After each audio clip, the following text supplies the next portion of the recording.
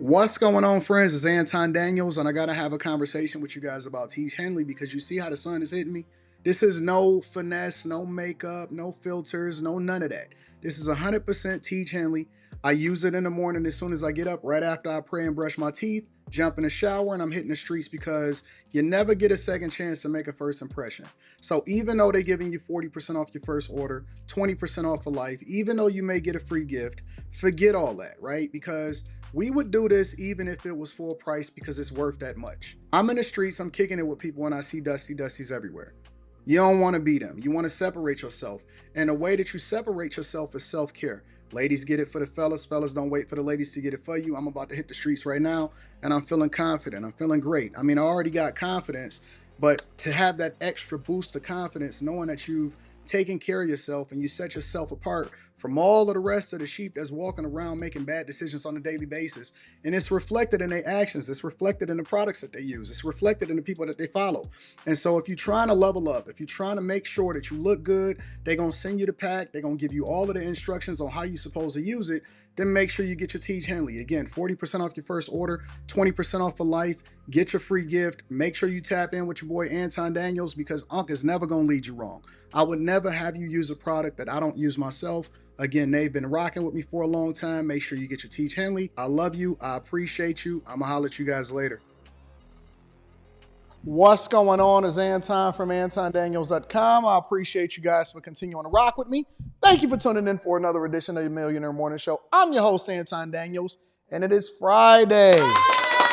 Yes, it is Friday. Friday, October 4th, 2024, year of our Lord. What up, what up, what up, what up to all of my friends and family. I see y'all in there. Last night's show was crazy. So shout out to all of the after. Yo, am I not controlling the game right now? Is it not my turn? I told y'all that we was only on the tip of the iceberg. We not even close to being where we want to be yet. So after hours was lit. Absolutely. We control the late night live streams. We control the morning. We control everything in between. We control in all of the game when it comes to giving you all of the insight and information you need to level up on Bag Chasers, the Patreon. We controlling that. We about to control the live shows. My goal is just to take over media completely. That is the goal. But we gonna get there. We gonna get there. What up, friends and family? Good, clean, fun, phenomenal information and making sure that they come back to the money. That's what we do. If you have not already, when you're walking in, make sure you hit a like for the algorithm, subscribe to the channel, and turn on your notifications. I'm all you need, baby. You don't need nothing else. I'm all you need. You driving a truck? Throw on the Millionaire Morning Show. Catch whatever it is that we dropping throughout the day. Tap into the Patreon and then tap in on after hours. I'm going to get you through your day. I'm going to get you started off good. We're going to come with that great energy. I feel good. You feel good. We're going to run up a bag and then we're going to have some conversations at night with my friends, Quentin Slimmy, Mika. And then I got my girl Carrie on deck, Island Girl Q, we control Mondays. We building a whole movement out here. We building a whole movement. Sucks to be the people that had an opportunity and they no longer with us. Is those other channels dead yet? Don't worry about it. We gonna get there. We gonna get there. What up, y'all? I see y'all in the building. Let me get to my early super chat and see what's happening in these streets. Cartier82 says, can you sign Super Dope to a 10-day? He was cooking, wasn't he? I might have some scoop for y'all. Let me make sure I stay out of the mix. I don't want the FBI trying to contact me. Hey, you got some Diddy tapes? No, I ain't got nothing. I don't even know what you're talking about, big dog. If y'all know what I'm talking about, you should have been on After Hours last night. Shout out to ESDC in the building. I appreciate you on Cash App. Bianca Blanco says you had my dad punching the air with happiness yesterday. What up to dad out there? I appreciate you. And my dog, the undisputed, cannot be competed with when it comes to consistency. Mike, that dude, is in the building. What up to Mike, that dude? I appreciate you. Thank you for continuing to hold me down. And let me just say this. Let me say this before we get started with the show. I never asked for it. I'm never going to ask y'all for anything other than a like for the algorithm and then go to the next level. If you enjoy what you're doing and you've been here more than once, why are you not subscribed? And why don't you have your notifications on? And then go to the next level. When you decide that you don't want to be a Dusty, join a Patreon. Link is in the description as well as pinned to the top of the chat. And then go to the next level. Come and kick it with me in person. Stop just being on the internet. Come kick it with me in person. I'm going to be in Atlanta on November 2nd before the election. And then I'll be back in Detroit on December 14th. Put discount code Anton in there. Get your it's gonna sell out. And get your discount on, and we gonna get it popping. What up, Kenyatta, Miss Freckles, ABJ? Hey, the ladies is taking over the chat. The ladies is taking over the chat. I see y'all, ladies.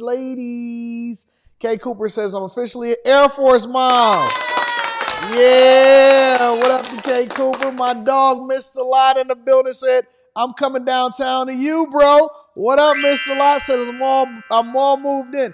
Hey, the weather look better when it's downtown, don't it, Mr. Lott? I had to get Mr. Lott out there from the suburbs. He was out there dying a slow death with all of them old people paying all them crazy HOA fees and making sure that your lawn is cut. Now he can come down here and kick it with your boy. What up, Mr. Lott? I see you. Neutral in the building says, morning, Anton and the Chasers. What up, Neutral? How you feel? Think and Throw podcast says, top of the morning, AD. In the truck right now, getting to a bag. Well, guess what? I'm going to keep you on your way, and I'm going to keep you entertained in the process. Jewel Company, LLC, Alchemy Soap Company, LLC, said, happy Friday, Anton. Happy Friday to the Chasers. One day, I hope to grow up and be just like you. Nope, you're going to be better than me. My goal is to make you better than me, because most of y'all actually have more than me in order to be greater than me. It's the application. It's the consistency. It's the hard work. It's the character. It's the dedication. It's loving God. We gonna get there. All right, y'all. So again, make sure y'all tap into the Patreon. Link is in the description. If you're just now getting in, make sure you hit a like for the algorithm. And then come and see me in person. Y'all ready to get started with the show? I'm ready to get started with the show. Quick Hits. Quick Hits is a segment of the show that we don't necessarily think that we have to bring each and every segment into its own space, but we definitely want to keep y'all up to date on what's happening out in these streets, man. All right. First things first. An officer was shot in the groin, and then the teen was shot in the leg. I'm sorry. An officer was shot in the leg, and the teen was shot in the groin over on Chicago's South Side. It's nothing new. Check it out. We continue to follow breaking news as a Chicago police officer is recovering from a gunshot wound to his leg. Happened as he tried to take a gun away from a 16-year-old male, also shot and wounded. And WGN's Dana Revick is at the University of Chicago Medical Center following the latest developments. Dana? Good evening. We did just check in with Chicago police, and we are told at this hour that officer still being treated here tonight for his injury, but that he is in stable condition. And while bullets weren't flying at this scene, it was still a very traumatic moment for some nearby elementary school students who had to be rushed inside to safety. I'm right there with you. Officer shot. Just after 12:30 this afternoon near 56th and South Shields in Inglewood, the sound of a single gunshot rang out. It was like a little boom, but I thought it was just like, because like we was playing. Got the babies out here being scared. What's wrong with y'all? Y'all got the babies out here being scared. What we doing, y'all? Hold on. Before we even get into this, y'all out here running around near the school zones with pistols, with the babies out here, and now they never gonna unsee it. They whole life they gonna hear gunshots, and they gonna think that that's normal, and that's a form of mental illness, and thinking that that's a norm. The babies are supposed to be protected, and y'all out here in the school zone fighting with police officers? Jesus Christ. And I thought it was just like the slap. Kanaya Flournoy and dozens of other students at Sherwood Elementary School were outside on the playground at recess just a block away. I have got a phone call from my mom telling me that it was a shooting around the school, and by me being at work, I was nervous. I just left, can't get my baby. We was all scared. One of them, he had got on the Chromebook and was trying to see what happened, and My teacher had rushed in and told us stay away from the windows. There's a whole bunch of police around the school. The school placed on a soft lockdown after this all unfolded. It all started when officers tried to stop a 16-year-old boy on the sidewalk. They found the individual to be armed with a handgun. As those officers were attempting to recover the handgun from the waistband area in the front of this individual, the weapon inadvertently discharged. The single bullet hit the teen's groin and then the officer's leg. Both were taken to the hospital and are in stable condition. We have too many people who have access to guns, and it also is more evidence of why critical investments in this moment for our young people is crucial to building a better, stronger, safer Chicago. Honestly, it's a lot that goes on over here. I hope it gets better. I do. I hope it gets better. I got you, Mongo. I'm going to get there. It's not a good space for kids at all. Inglewood residents shaken up, but thankful this wasn't worse. Thank God that none of them get hit. There's no bullets coming to the school. I'm going to be honest with you. They probably saved somebody's life. Well, Anton, how can they save somebody's life when the gun actually went off? Well, he wasn't walking around with that pistol for no reason. A 16-year-old walking around with a pistol, I'm pretty sure that at some point that pistol was going to be used. And so, again, we need to make sure that we support our police officers, and we need to change the culture. I got to bring my own city to the front of the congregation. Detroit, 3 teens shot on the west side. Check it out. 7 News Detroit starts right now with a breaking news alert. And we're going to begin tonight with breaking news out of Detroit, where police are confirming at least 3 teenagers shot. It happened on Wisconsin on the city's west side. Hold on. They matching. Now. Usually matching with like a normal color, a red, a dark blue, the presidential color, a black, a white, something like that. That goes. When y'all start matching turquoises,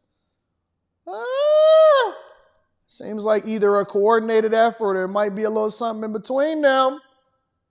Don't be matching turquoises. Listen, you start matching purples, turquoises, oranges, and hues. I got my eye on y'all over there in Detroit. The newscasters, I got my eye on y'all. Either this is a coordinated effort, it's a partnership, or it's a partnership. I got my eye on y'all. Let's get back to the story. Ashley, don't tell me I'm reaching. I know what I know. I've seen it before. A little after 8 tonight, police blocking off the area to investigate. Our Brett Cast is live on the scene right now. Brett, returning to you to find out what you're learning. You know the effort you got to go through to get a turquoise tie? Yeah, well, the good news here is that these 3 teenagers, aged 15, 16, and 17, who have all been shot, are expected, according to the chief, to be okay. But they were walking here on this street, apparently just a few minutes or earlier after, I should say, a fight that happened just a few blocks down the road. Police believe that may have led up to a silver sedan pulling up alongside of them and firing multiple shots at these teenagers. Again, all 3 of them have been taken to the hospital, are expected to be okay. But chief is talking about, as a warning to parents whose kids are out here to be conscious of what they're up to and what they're doing. This situation seems like young people fighting, and unfortunately, once again, someone decided to resolve what could have been a regular teenage fist fight that many kids have had growing up with guns. Everyone's stronger. And he just got straight to it. He said, listen, man, kids fight. What could have just been a regular fight, now it's turning into somebody got mad, went and got the ooh-op shebang, and now you got 3 kids, and 3 kids is hurt, and somebody going to jail for attempted murder. More powerful with weapons, and unfortunately, irresponsible use of a weapon that resulted in where we are tonight. And again, there's still pretty limited information right now. There is video that should help in this investigation, according to police. They may be putting out more information shortly. They say there is no danger to the public. They believe this is an isolated incident, again, stemming from that fight earlier, but they're asking people to be on the lookout for that silver sedan, or if you know anything about that silver sedan, make sure to contact Crime Stoppers. The number is 1-800-SPEAK-UP. But for Hey, Detroit, get them people locked up. We don't like that. We don't like people putting the black eye on our city. We had to bring them to the front of the congregation. It is what it is. But, you know, such is life. And then last but not least, over 100 arrests in a Sacramento County human trafficking operation. Check it out. Safe to say the sheriff's office was successful in this operation. 122 arrests and 2 kids rescued from sex trafficking. They say that they're now closer to catching the pimps and those in charge of the human trafficking and prostitution rings. They're out there literally buying another human being, and some of them are trying to buy kids, and it's sick. Dozens of sex buyers have now been arrested in Sacramento County for allegedly purchasing sex on the street. But the sheriff's office wasn't just looking for those purchasing the sex. Also targeted the sex work. Hey, purchasing sex is a wild accusation. Purchasing box, for somebody to say, yeah, man, you standing in front of the judge. Hey, what was he doing? What was he doing over there, Sheriff? He was purchasing sex. I would just put my head down. Could y'all imagine if Anton was in court and I was on one of these? Think about this think about how embarrassing that would be. I don't know if I could recover from that. It's a lot of things, a lot of scandals I could recover from. That one, I'm not sure. I don't even know if I have the gumption to jump in front of the screen and say, yeah, I was purchasing sex. Like, honest to God, can you imagine me being on one of these surveillance videos, walking behind a bus down in a pink skirt, 2 snow bunnies, walking down the street, because I negotiated to purchase some sex. And then the sheriffs jump out. Or Chris Hansen from CNBC or MSNBC jump out. Anton. I would just go ahead and just, all right, I'm retired. Next day, gang, no more Patreon meetups.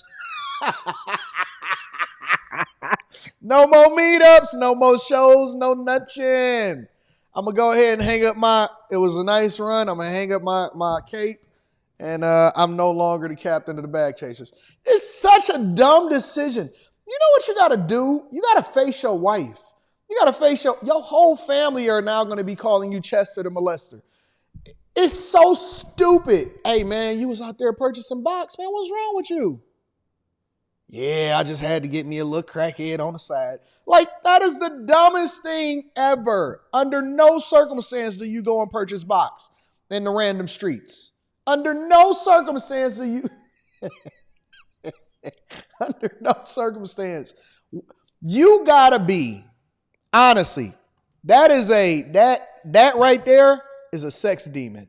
That has to be a demon. Only demons can have you do something to crash out that bad. It's a lot of risks, no reward. It's a lot of risks, no reward. Hey, fam, do you know that you got to jump on a sex registry if you go and you try to get with a little kid? Family, no matter where you go and they pull you up, you're going to be a blue dot in the neighborhood that you register your address in. And people not even going to want to live around you no more because they're going to be like, oh, man, he had a sex demon on his shoulder. You don't want that. Listen. I know it's a lot of people that watch this show. It's a lot of people that restream it. It's a lot of people that look at certain things. Under no circumstances do you want to get convicted for a sex demon. I promise you. You can come back from a lot of things. You can come back from cheating. You can come back from tax evasion. You can come back from selling drugs. You might even be able to clip you a dude or two. You cannot come back from buying sex demons. You just can't come back from it. I don't know why. I don't know what's going on. But for some reason, it's just, they will let you be zesty. Hey, man. Now, I'm not even going to put myself as a hypothetical example in this one because no, never. Hey, man, he was over there. He was over there being the bottom. They just going to call you nasty. They just going to call you nasty. You can't come back from buying sex demons. I don't know why. It just is what it is. Workers that were out there that were illegally committing Look prostitution at that. acts. The adults who were suspected of prostitution were So you telling me you driving down with a chick? Look. Hold on. Let's put it in perspective. Think about what you got to go through. You got to drive down the street and interact with a chick. You got to negotiate sex demons with a chick whose toes is sticking out through the front of her shoes. Because a lot of times, and the platforms is high, so they toes be like this. So if this is the shoe, they toes be like this over the shoe. You negotiating sex with a chick whose feet is like this over her shoe, that's too much. I can't do it. You know what? I'm just a little too desperate.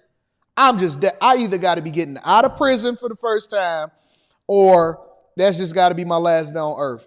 No way. And you notice it's like a 50-50 chance of it being an undercover cop. Especially if they're in pairs, because they got to make sure one is protecting the other one. Now they got you on tape getting sex demons. So dumb, bro.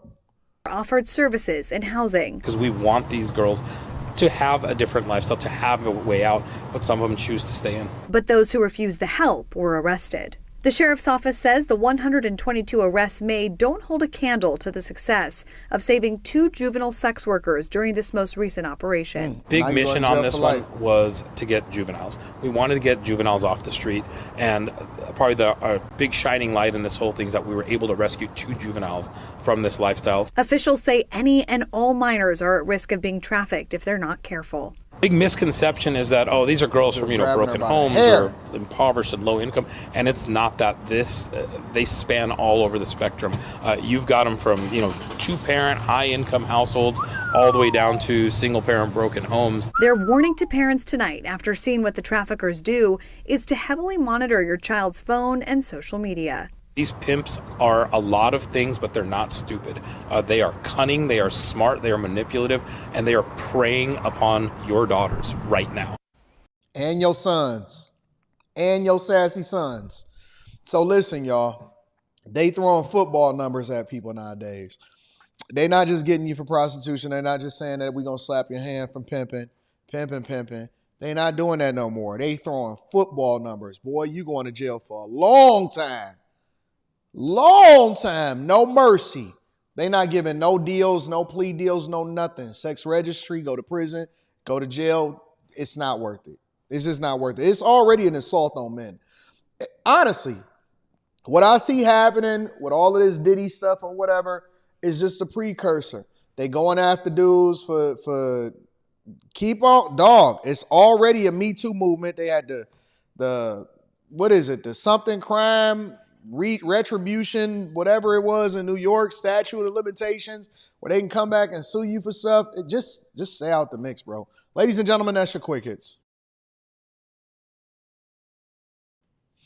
All right, let me read some of these super chats, and then we're going to go ahead and get started with the show, the real show. Tater B says, just joined the Chasers yesterday. 2 minutes in, and I'm like, I need my pen and my paper. It's the greatest Patreon and the bag chasers on the face of the earth. If y'all not, I'm trying to tell you, we 10,000 strong, over 10,000 strong. It's a reason. We have crafted the greatest community on the face of the earth with so much information. And if you are a part of the bag chasers, oh shoot, y'all ain't tell me we was at 10-7. We had 10-7? We had 10-7 chasers? We at 10-7? Oh, no. Hold on. You telling me that we got more chasers than people got subscribers on their channel? We the greatest community on earth. If you're a part of the chasers, make sure you tap into the Discord. Link to the Discord is in the description of any of the most recent videos. Shout out to Tater Beast. Congratulations. You're a winner. Big Richie in the building says, critical investments, but investing in the migrants. K Cooper, congratulations, says Mike that dude. Mike that dude, that's my guy right there. Reminds me of the P in Bernie Mac. If you know, you know. If you know, you know. Purchasing Snaggletooth Cooch is insane. What a side of herpes. Brambo says the IRA funded climate control, where the money? Keyshawn White says, on my way to see JD in Georgia. P. Shank, what up, P. Shank says, good morning, Mr. Anton Daniels in the Millionaire Morning Show. Keep providing great news.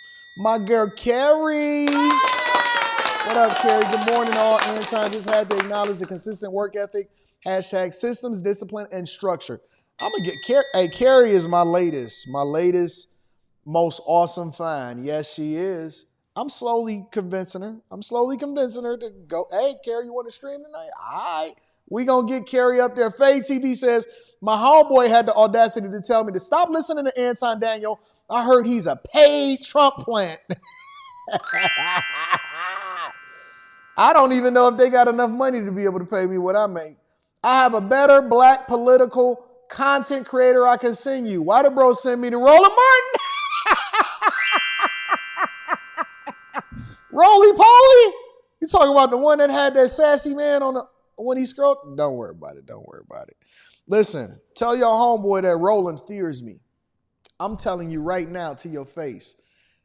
Show your homeboy this, Fade TV. Roland fears me. He will never step foot. Listen, Roland goes after my homegirl, Michaela. He'll never, ever step to a person like me. He'll go after Plies and Jermaine Dupri. He is afraid, deathly afraid to face somebody like me. I will absolutely destroy him and roll him right on out the door, along with whatever it is his little boule political career is, that little trashy, his little network that he got on. It's all convoluted and jumbled together. It's garbage. I will roll him up and spit him out. L. Forbes says kids have to be careful. Traffickers will use teens to capture other teens by befriending them. This almost happened to me in my teenage years. Really? I don't like to hear that, L. Forbes. I don't like to hear that. Roly poly. This dude sent you Roland Martin. Anyways, let's go ahead and get to the show, ladies and gentlemen. So without further ado, we're going to go ahead and spin the block, and we're going to agree to disagree when it comes to these port workers. Now, I broke the story yesterday. I was the first YouTuber to break the story. That's a fact. To break the story about the port workers no longer being on strike. And I'm going to give you the insight and the information as to why. But for right now, hit a like for the algorithm, subscribe to the channel, and turn on your notifications. Let's get to it. All right. That breaking news right now. WJZ has just learned an agreement has been reached between longshoremen and the United States Maritime Alliance. There's Tara Lynch. She's been all week long following this strike. So tell us what you know, Tara. Well, Denise, we're here exclusively with ILA Local 333 President Scott Cowan. Scott, you just made the announcement to your folks. The strike is over. Yes, the strike's over. We got a call from our international. We're going to receive a 61.5% increase over the next 6 years, and we're going to have other language to protect us from automation worked out over the next few months and other issues that we need resolved. You're very business with me right now. What is your emotion for you and your members? I'm happy for them so they can get back to work and take care of their families. I mean, they've been out here for 3 days around the clock, so this is a good thing for everybody. It's a good thing for the state, the port, and all the members here and all their families. The money question, I think, is when will this port start to see action? When will people be back on the terminal grounds unloading and loading cargo? Tomorrow morning. What do you think that will be like? I mean, I've seen some of the emotion from some of your members who are just off camera from us now.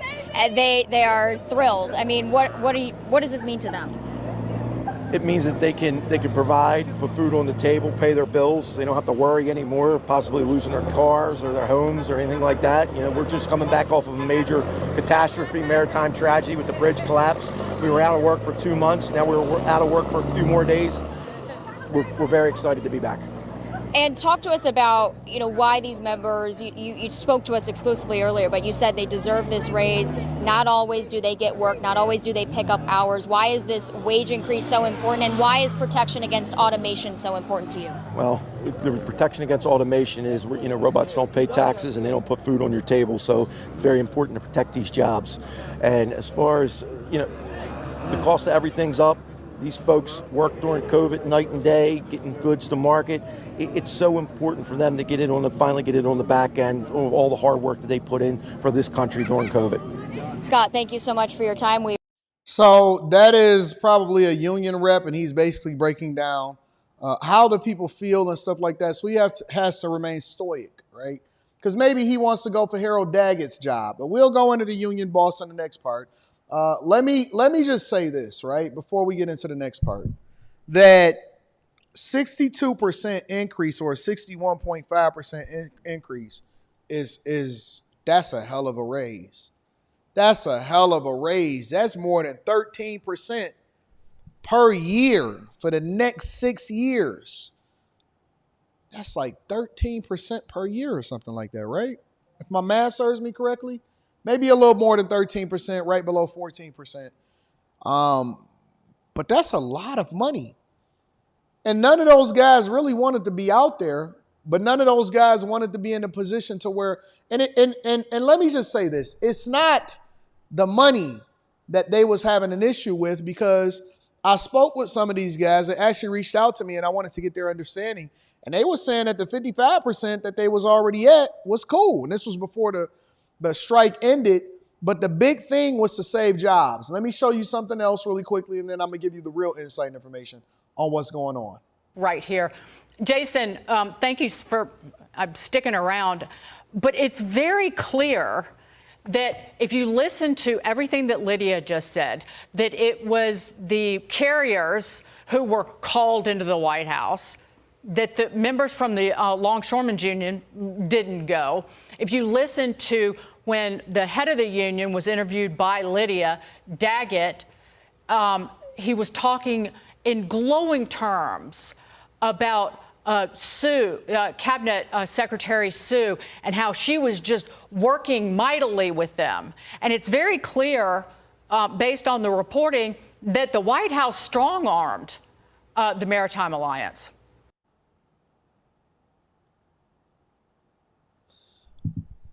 What did I say was going to happen? When I first dropped this and reported on it, before they started following the secretary and Biden and Kamala Harris and these phone calls and all of this stuff was happening, what did I say was going to happen on both the Anton Daniels channel and the Millionaire Morning Show? That the Biden administration, which also include Kamala Harris, but she couldn't necessarily be tied to it, was going to get this deal done. They was going to act like they wasn't involved. They was going to throw up a bunch of tweets and say, hey, we stand with the workers. But they was absolutely going to strong arm and get this deal done. Now, they didn't do that with the UAW. They didn't do that with the UAW. They wasn't making phone calls to go out there to FEMA and go and get that money so that they can give more than $750 to the people.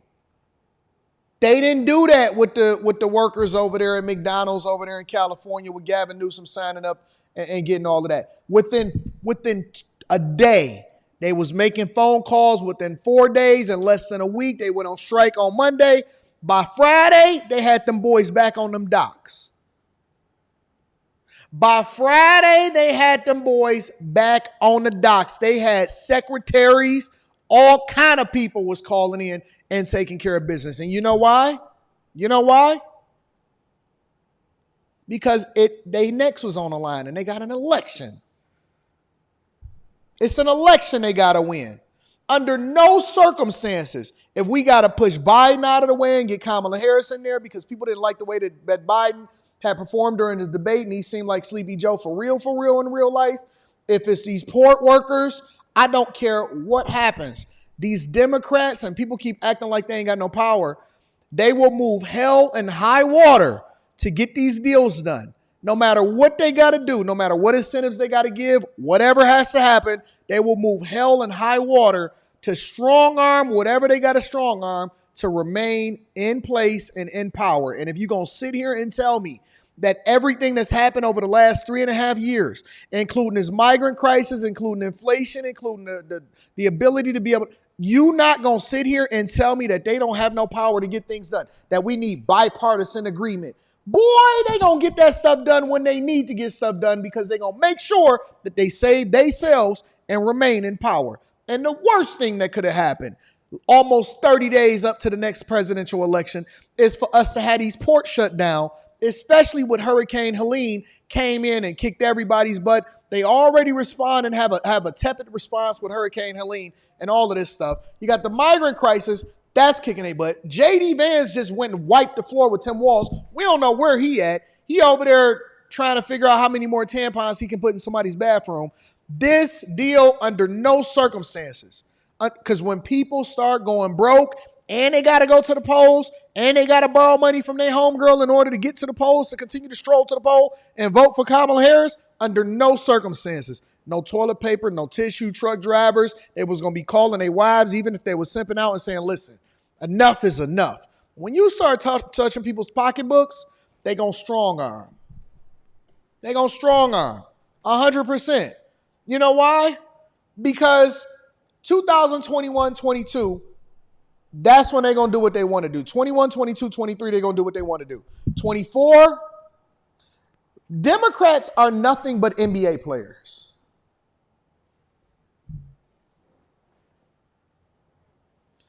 Democrats are nothing but NBA players. Well, Anton, what does that mean? How does that translate? How does that correlate with what we're talking about right now? They get 4-year contracts. First 3 years, they're going to be injured. They're going to be eating Kit Kats. They may not show up. Contract year, we got to make an all-NBA team. We got to make an all-star team. We're going to play more games than we've played all 3 years previously combined because we got to negotiate for a better deal. And my contract is incentive-laden. And the people going to forget about what happened the last 3 years if I can somehow get us into the playoffs. And that's what they do. They know that you forgot about how bad you was doing in 2021, 22, and 23. By the time that 23, 24 hit, they going to start ramping up. Hey, listen. We got y'all. Campaign trail, reproductive rights and issues, getting port deals done. They couldn't get nothing done in the first 3 years. They got a port deal done. They strong-armed the companies in 3 days. 3 days. Can't even pop up to figure out what the hell is happening with FEMA. In 3 days, they got a deal done. 3 days. By the 4th day, y'all better get back to work. 62%, whatever they want. 62%. Hey, listen. And this is how you know it was them. Guess when they come back to the table to make sure that everything is done, complete, signed, sealed, and delivered? January 15th. When does the president take office? January 20th.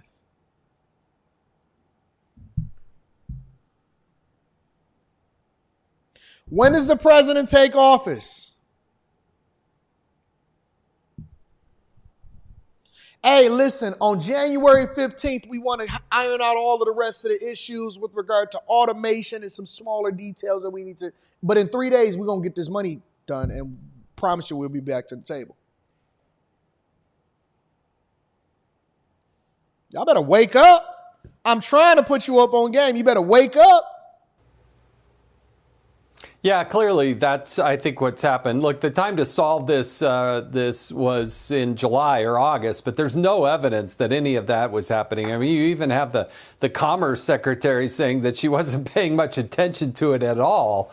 I think now that it's an election eve, they started to realize, oh, whoops, we better get our butts in gear and try to do something. The bottom line is everything's going to cost more. You know, they can try to go pick on a place like Maersk. You know that Maersk... But guess what? You ain't got to worry about it because by the time you realize that they're going to already hopefully be in office. Hey, remember when they was trying to sell you on the fact that Trump is basically going to create an artificial tariff on you guys to raise the cost of living by $4,000 per household? Guess what they just did? Increase the cost of living significantly. And it depends on your lifestyle. You need a car? You're going to be paying more. Need some toilet paper? Paying more. Lumber, building a house? Paying more. Medicine? Paying more.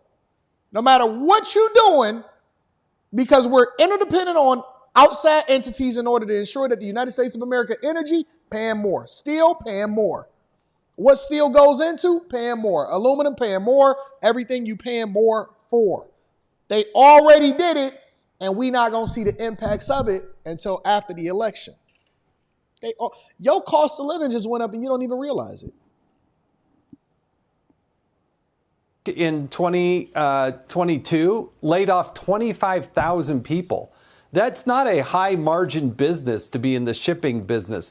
And if you look at all the conflicts happening all over the world, which again, I put at the foot of Joe Biden and Kamala Harris, they're the ones in charge of the leader of being the leader of the free world.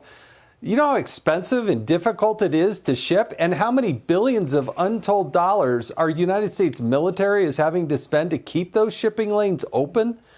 That all of that gets passed on to the consumer. So, Kamala Harris.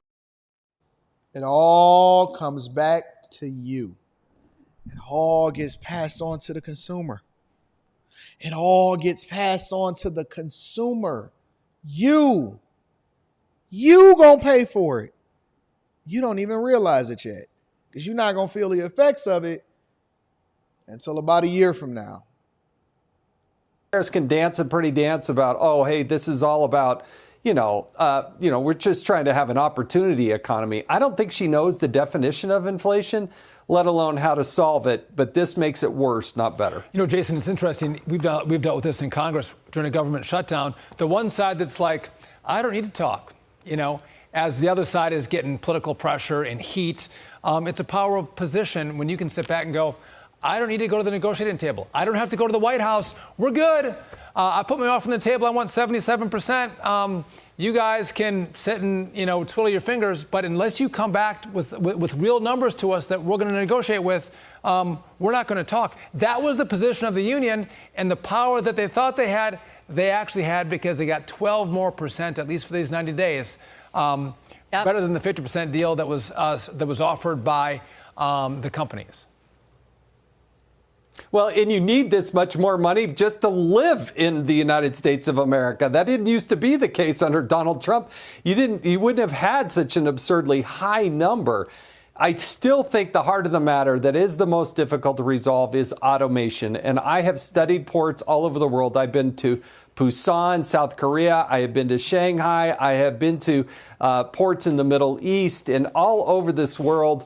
And I got to tell you, if the United States of America doesn't catch up on its automation, we are being left behind in the dust. And that's going to be a tough thing to solve for anybody. I guess now the deadline's in January. So it's not gone away. They have not solved that, but we do need automation in this country. Yeah, and This is so dumb. This is so dumb. Said van life looking real good right now, GMA. You know why I want as much money as I make with zero debt? Zero debt. Do you know that I will not, and I almost refuse to ever really move into a huge, massive house? The cost of living is just too high. Energy prices is going up. I don't want to pay the property taxes. I'm going to be honest with you. I don't want to pay the property taxes. Genuinely. I genuinely don't want. When I go into a place, and don't worry about it, y'all. I'm going to break it down. I got entire equations that I use inside of the Patreon. For those of y'all that's a part of the Patreon, we got Block Club that's probably going to be popping off this Sunday. Thinking maybe Saturday, but probably Sunday. The first thing that I look at for something that I want to own is the property taxes. It's the first thing that I look at. Because I'm already going to be in certain neighborhoods or whatever like that. I don't want to pay the property taxes. Oh, man, get a multi-million-dollar home. You ready for that $80,000 property tax bill that you're going to get? 80 grand, 8,000, 8,000, 7,200, $7,000 a month, 82. You ready for that $8,000 monthly bill? You know what it costs? And maintenance, repairs, lawn care. It's like, man, I'm straight. Ain't nobody about that. I ain't doing that. I ain't dumb. Listen, I ain't just coming to money yesterday. Ain't nobody stupid. I'm not spending $1 million a year to maintain a property. You out of your mind? $250,000 a year? Get out of here. Get out of here. I'm regular just like everybody else. I want all of my dollars. I want all of my change with interest. Nope. Never, ever, ever. ever. I don't want to. And you can't force me. Anyways, let me read some of the super chats, and then we're going to continue on with the show. You can't force me. Please talk about misinformation during Helene. Yep, I got you. We're going to get there. We're going to get there. We coming in the next couple of segments. Kid Chameleon says longshoremen won the battle but lost the war. Nope. Americans lost the war. Consumers here. Anton, they got to the bag. I love it. Already purchased all of my equipments. Knew something like this was going to happen. Get ready for higher prices. Freedom Care Podcast says, listening to you on this road trip from Kansas City back to OKC. Great show. Shout out to my truckers. I appreciate you. South 343 in the building says, appreciate you, bro. You come with the truth, and I definitely enjoy the street interviews. Hopefully you'll come to Augusta, Georgia with the interviews. Also, Scamala Harris came here offering $725. That's crazy. Keyshawn White says they love power over responsibilities. My angel, where my angel at? Amethyst Angel says, what you haven't heard is that longshoremen were ignored when they heard children screaming inside the containers at the ports. So it's just like The Wire. Just like The Wire.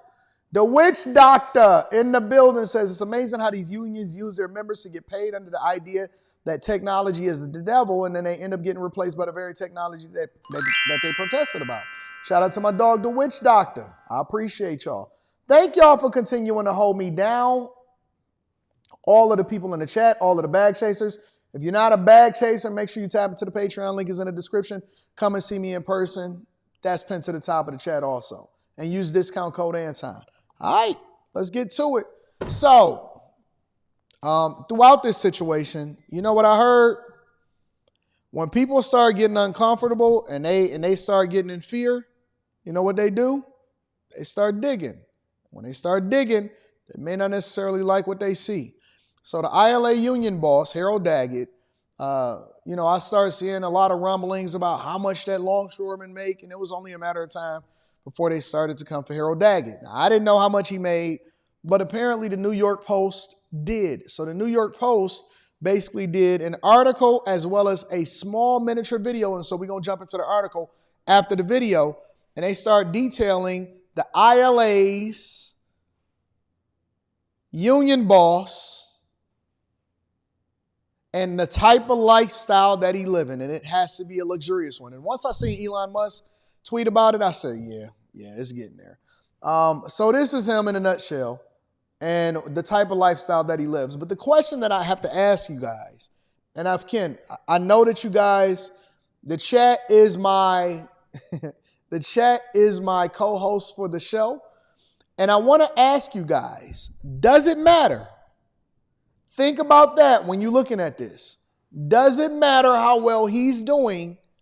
And should that affect how we feel or our thoughts about whether or not they strike, or if the longshoremen deserve 62% raises and then want to fight against automation? Check it out.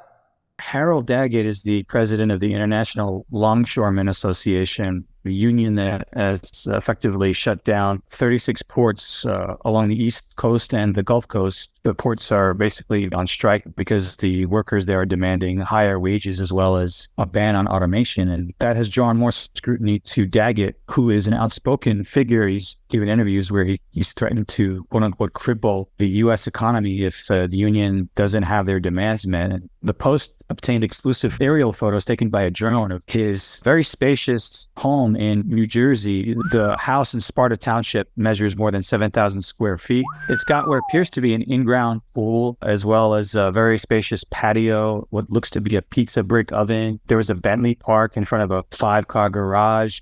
Daggett once tried to put the home on the market. He tried to sell it for as much as $3.1 million, but then the home was taken off the market. The home is quite eye-catching, given that Daggett has cast himself as an advocate for blue-collar workers and spokesperson for the working man. We know that he has at one time owned a yacht, and he has a salary that is reported to come out to around $900,000. Of course, Daggett has a pretty checkered history. We know that he was acquitted in federal court of having ties to the Genovese crime family. First of all, innocent until proven guilty in a court of law, and he beat the feds. He had his charges acquitted from being tied to the Genovese crime family. That's a boss right there. Hey, Puff, call Harold Daggett. R. Kelly should have called Harold Daggett. He took the witness stand after federal prosecutors charged him and 2 others with racketeering. Of course, he was acquitted of those charges, as were other co-defendants. Daggett is 78 years old, and his co-defendants beat the charges. He's easily identifiable. He wears a very large, what looks to be a gold chain around his neck, and he's done interviews in which he's used the F word and used other salty language to describe his union's fight for what they consider to be their just demands. The port strike is now entering its 3rd day, and economists are warning that a prolonged strike could cause billions of dollars in damage to the economy, as well as shortages in goods such as electronics, medicine, European alcohol and beer, as well as auto parts. That's right. That is correct, Chris. And this man told y'all that Biden called him. What y'all thought, that he was a small fish? Biden got his phone number. They call him. Hey, Harold. What's going on over there at the ports? What, you thought that he was going to be living in a shack somewhere? You thought that he was going to be facing charges? That boy live in a 7,000 square foot house with yachts and Bentleys and everything like that. What, y'all thought that he wasn't going to be eating? Huh? I know he was pissed at the New York Times or the New York Post because they started doing some kind of expose on him. And he said that this is dangerous. This is absolutely dangerous. Let me share my screen. This is what the New York Post wrote up on him. They said that the union boss who threatened to cripple the economy lives in a luxe 7,000 square foot mansion. That's him. Harold Daggett, the union boss who has vowed to cripple the U.S. economy if ports don't ban automation and raise dock workers' wages sharply, had a Bentley convertible parked outside of his sprawling mansion in New Jersey this week. Exclusive photos obtained by the Post reveal. Photos taken by drone on Tuesday show the British luxury car parked with its top up outside what appears to be a 5-car garage that's connected to a 7,100 square foot, 2-door style home covered by a covered skyway. The Hawking 2-story mansion located on a 10-acre property in Sparta, a leafy enclave 50 miles west of New York City, encircles a spacious backyard patio with a MOBA-style shaped pool. You know what? Let me just say this. As we go through and we look at this stuff,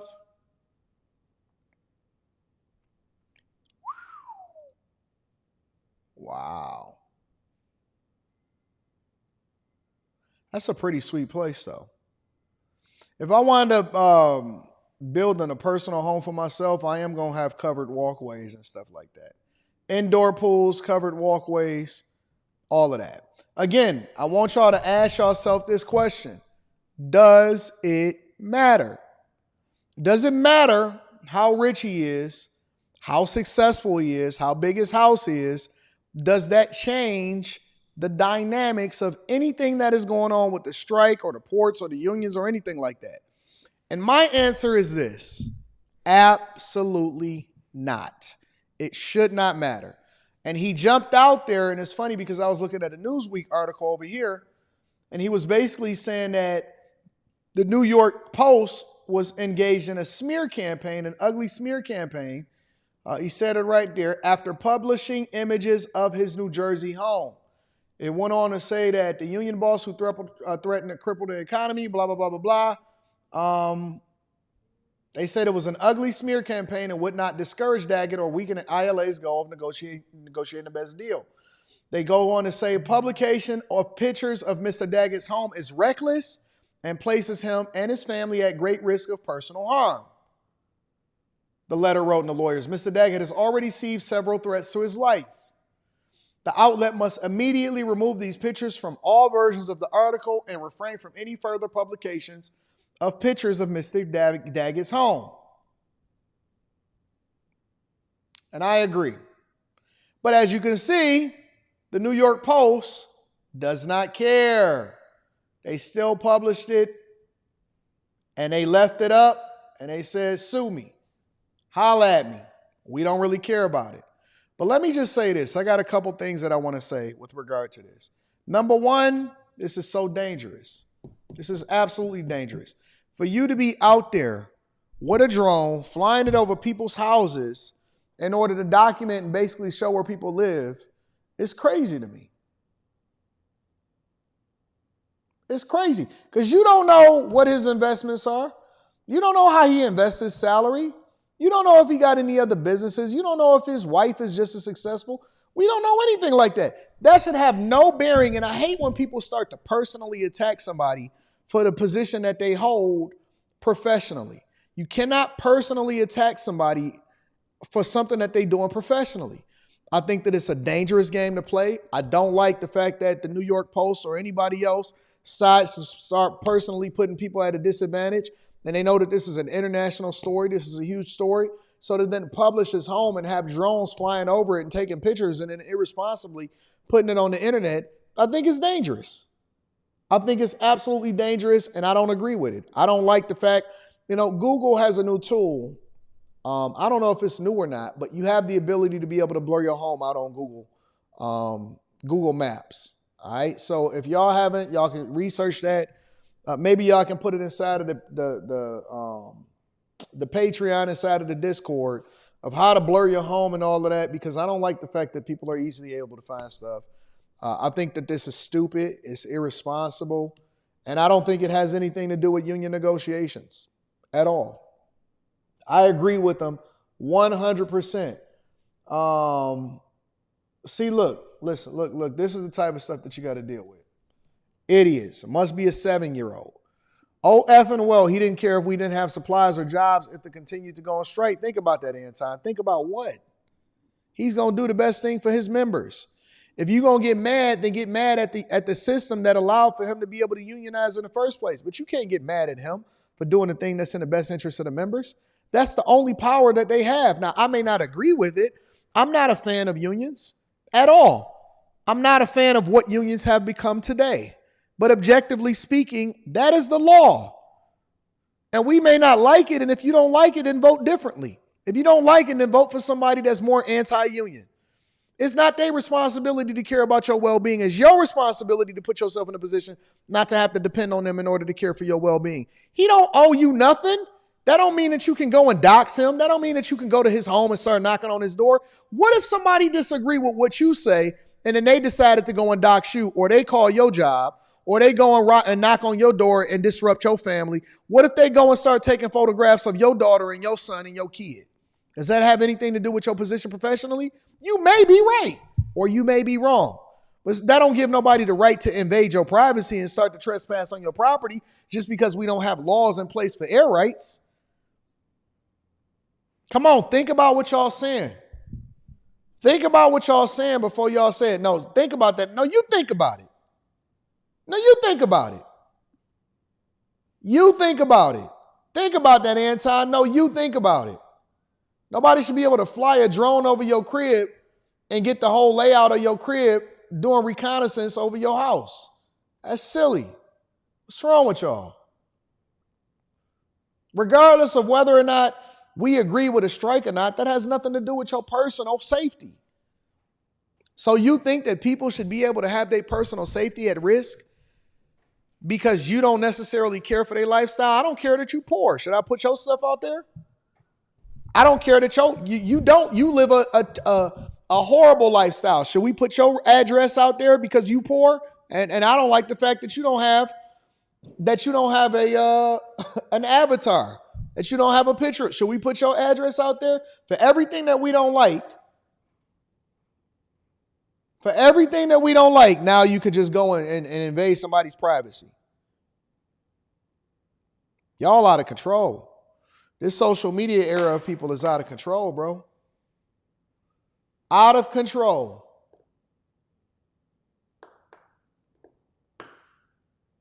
Out of control.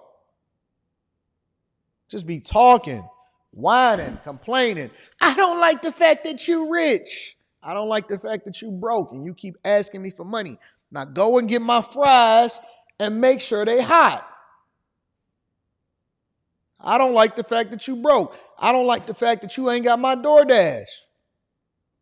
That you keep delivering my DoorDash slower than it's supposed to be here because you got your kid in the baby seat in the back. I don't like it. If you don't like it, then go make some more money. Stop complaining about the success of other people that don't have nothing to do with professionally what they got going on. And have my burger medium well. Medium well. Not well done, medium well. You know what I'm saying? Anyways, let's continue on. Oh man, I don't like the fact that he rich and he ain't holding hostage. Well, get involved in the political process and change things. Or go and buy a port yourself and start your own company. If you don't like the prices, if you don't like the food, then go to the restaurant or go and make your own food at home and stay home. Tired of people complaining, bro. Everybody always whining about what somebody else got and what somebody always trying to check somebody else's pockets, trying to count some money. How they get their money? How that affect you? As long as they ain't doing it illegally and they ain't got no charges against them, that shouldn't have nothing to do with you. Mind your business. Mind your business. Did he steal from you? You got something to do with this? Mind your business. So tired of people trying to check somebody else's stuff. If you put that much effort, if you put just as much effort into making sure that you got your own bag up, you wouldn't be sitting here whining about somebody else's bag. Healthcare coverage. Man is almost 80 years old. What you expect for him to be poor? To be living on the ports? Sleeping in a shipping container? What's wrong with y'all? Silly.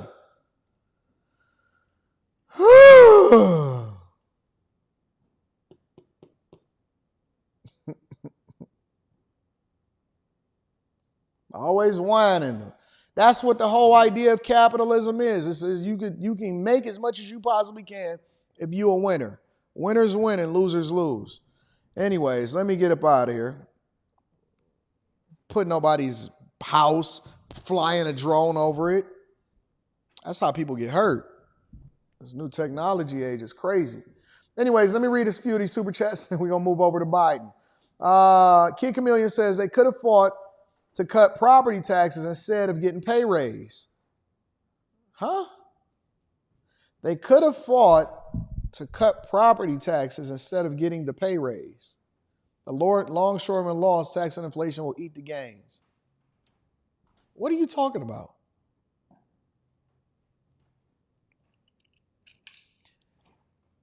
So they supposed to fight to get property taxes down instead of making more money. Are y'all listening to what y'all say before y'all say it? And listen, I appreciate y'all for supporting the platform. I appreciate y'all for holding down the show.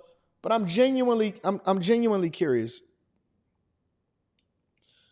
Before y'all say some things and I have to read it out loud, just think about what y'all say. Just think about what you're saying before you say it. Fight to cut property taxes. Okay. Jesus Christ.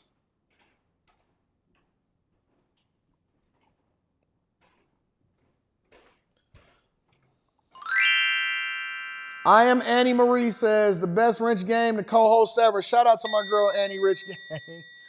The American virus is freedom. I wonder how much this union has donated to politicians in the past decade. Shout out to you.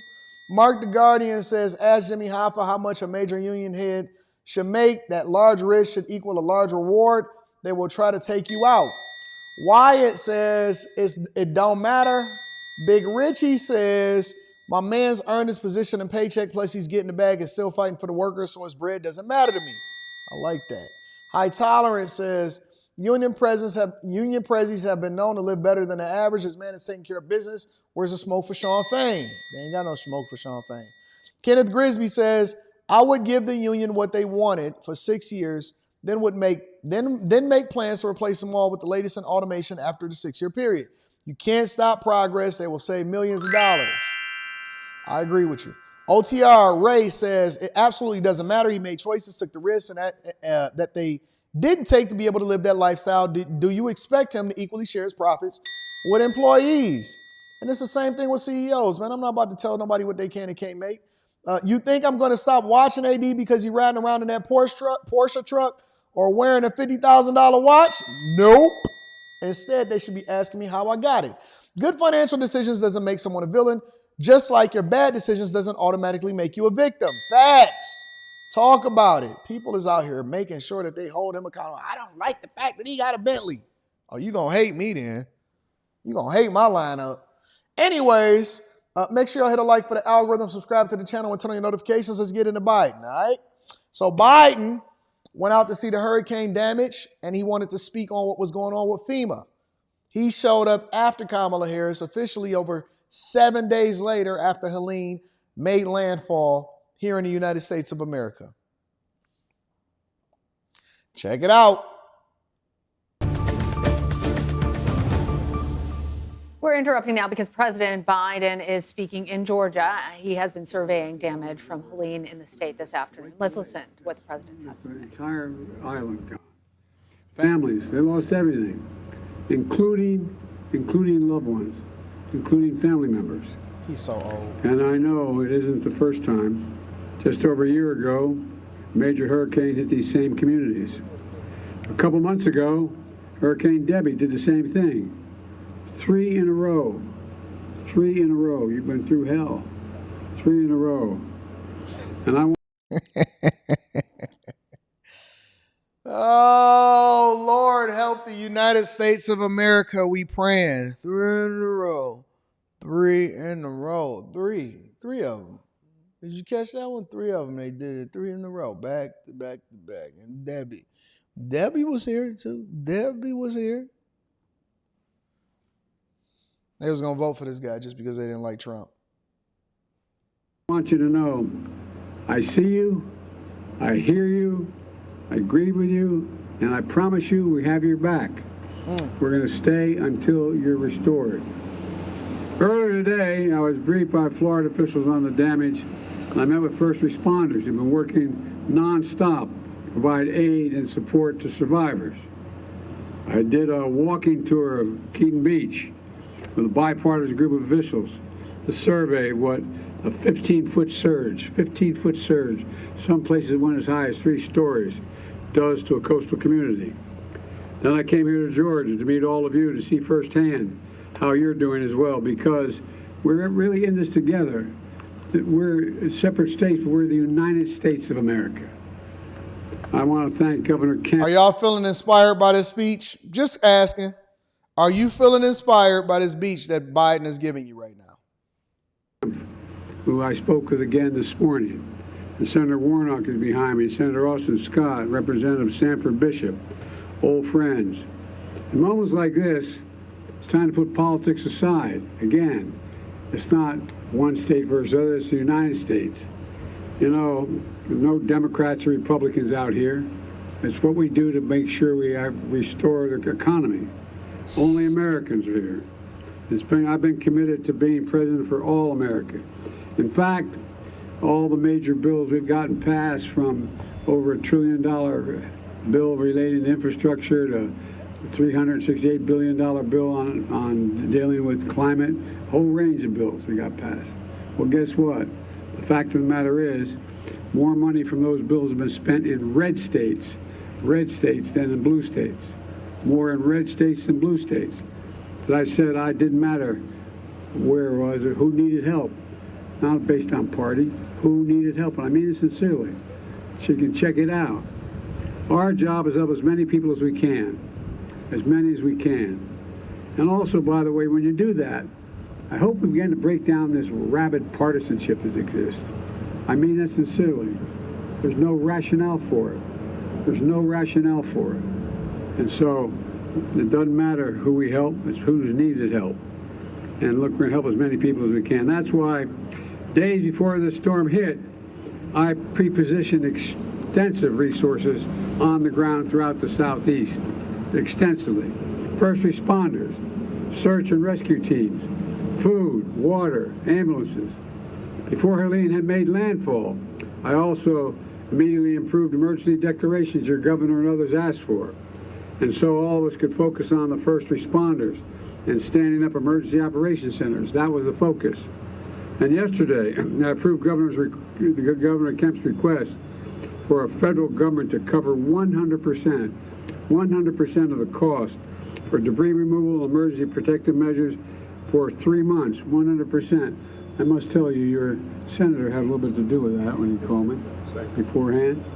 But all kidding aside, we're doing the same for Florida as well as we're doing for North Carolina. Folks. So he basically saying that they're going to do debris removal from the streets out there in Georgia, North Carolina.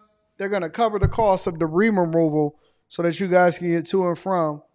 And they passed over $1 trillion in this infrastructure deal. Oh, God. Do y'all remember this infrastructure deal? I do. I don't remember the details in it. I know it also had like electric charging stations and stuff like that. Let me see if I can look at it. It's going to pay for the urgent work to clear the mud, remove the downed trees, provide temporary housing. And on top of this, the Department of Agriculture, and I have with me the Secretary of Agriculture today, is on the ground to support farmers, ranchers, and small businesses impacted by this storm. And FEMA teams are literally knocking on doors to register folks so they can receive assistance, to buy what they urgently need, from prescription drugs if they lost everything. For example, I was just down in Florida. One home. What people really worry the most about is not just losing their home, it's they lose everything that mattered to them. They lose that picture of their mom and their dad when they were kids. They look, all the things are personal. They look at that family jewelry, the ring that was the engagement ring, all those things. And I was with one rescuer who said there was a young family who had their entire home was lifted up and taken out into basically what we'd call a bayou. It's not a bayou, but a flat space out in the middle of a marsh.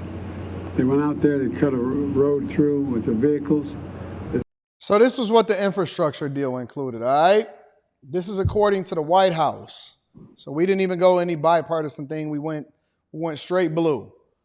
It's supposed to deliver clean water to all American families and eliminate the nation's lead service lines. So things that happen in Flint don't happen across the United States of America because we have an aging infrastructure. So currently up to 10 million American households and 400,000 schools and child care centers lack safe drinking water. The bipartisan infrastructure deal will invest $55 billion to expand access to clean drinking water for households, businesses, schools, and child care centers all across the countries.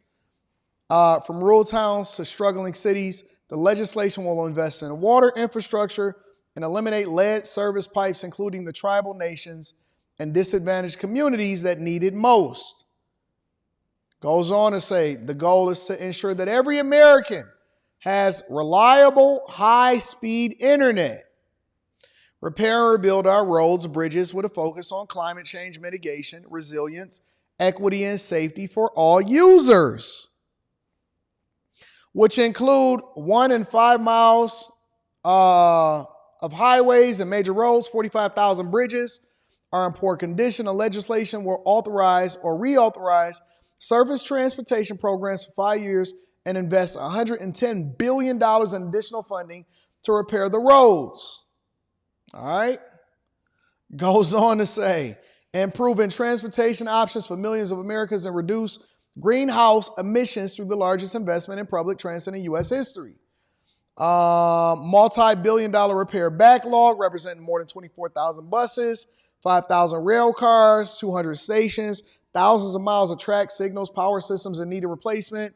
Communities of color are twice as likely to take public transportation in many of these communities that lack sufficient public transit options. $39 billion in new investment to modernize transit.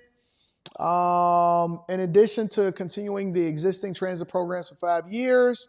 In total, the new investments and reauthorization in the bipartisan infrastructure deal provides $90 billion in guaranteed funding for public transit over the next 5 years. The largest, all right, upgrade the nation's airports and ports to strengthen our supply chains and prevent disruptions that have caused inflation. These will improve U.S. competitiveness and create more and better jobs at these hubs and reduce emissions. Okay. Make the largest investment in passenger rail since the creation of Amtrak. China already has 22,000 miles of high-speed rail and is planning to double that by 2035. Investing $66 billion in additional rail funding to eliminate Amtrak maintenance backlog, modernize the Northeast Corridor, and bring world-class rail service to areas outside of the Northeast and Mid-Atlantic. I haven't seen any of that. Build a national network of electric vehicle chargers. That's them doing the EV push that Trump talked about. They were supposed to build 500,000 EV chargers. They just went to Elon Musk and said, can we use yours? Upgrade our power infrastructure to deliver clean, reliable energy across the country and deploy cutting-edge technology to achieve zero emissions future. Make our infrastructure resilient against the impacts of climate change. Cyber attacks and extreme weather events. What a cumulative price tag of over $100 billion. And of course, they got to do the people of color thing. Deliver the largest investment in tackling legacy pollution in American history by cleaning up Superfund and brownfield sites, reclaiming abandoned mines, and capping orphaned oil and gas wells. So they put $1 trillion into this infrastructure bill. $1 trillion. I just want y'all to know that. And then you get $750. You get $750 if your home gets hit by a hurricane. They got out there, they went in, and all they wanted to do is just receive, get back what they lost. They lost their home, but they were even more concerned about the personal things that mattered so much to the families. And so this is going to pay, as I said, this 100%. Y'all need to go and get y'all some government contracts. We talk about those inside of this Department of Agriculture Discord. Is on the ground supporting ranchers, farmers, and small businesses. And as I said, the FEMA teams are knocking on doors to register people so they can receive assistance. Think of all the people out there throughout the country here in the Southeast that they need prescriptions filled. They don't have the money. They've lost everything. They don't have any way to fill their prescriptions. Or baby formula. They can't afford it. They don't know where to get it, how to get it. And so, do you know that they're using the same talking points? Literally, it's the same script that Kamala Harris read yesterday, minus the actual $750 number. Kamala Harris made a mistake and read the $750 number. But it's the same, and can fill prescriptions and can get baby formula. He's literally saying word for word what Kamala Harris said yesterday. We're registering folks so they can receive this assistance and buy urgently needed things they badly need. This direct assistance is now being delivered. It's being delivered now directly, with more to come. But folks, this entire project is going to cost billions of dollars, not tens of thousands, not millions, not a billion, billions of dollars, because it goes through so many states. You know, and Congress has an obligation to me, it seems to me, to ensure the states have the resources they need. Let me close with this. I'm standing here beside Buck, the owner of this pecan farm. This afternoon, we got a chance to talk a little bit, and he showed me what he lost, talked about what he lost, and his dad. Acres of orchards wiped out, trees uprooted, debris everywhere. Decades of progress gone in a single instant. He is so sleepy. But through it all, Buck hadn't lost hope. In fact, he reminds me of another Georgia farmer who just turned 100 years old. President Jimmy Carter once said, "Tremendous progress can be made if we persevere through difficult challenges." This is a difficult challenge we're facing. This storm is extremely difficult for our country. All right, Biden. Jesus. I almost fell asleep.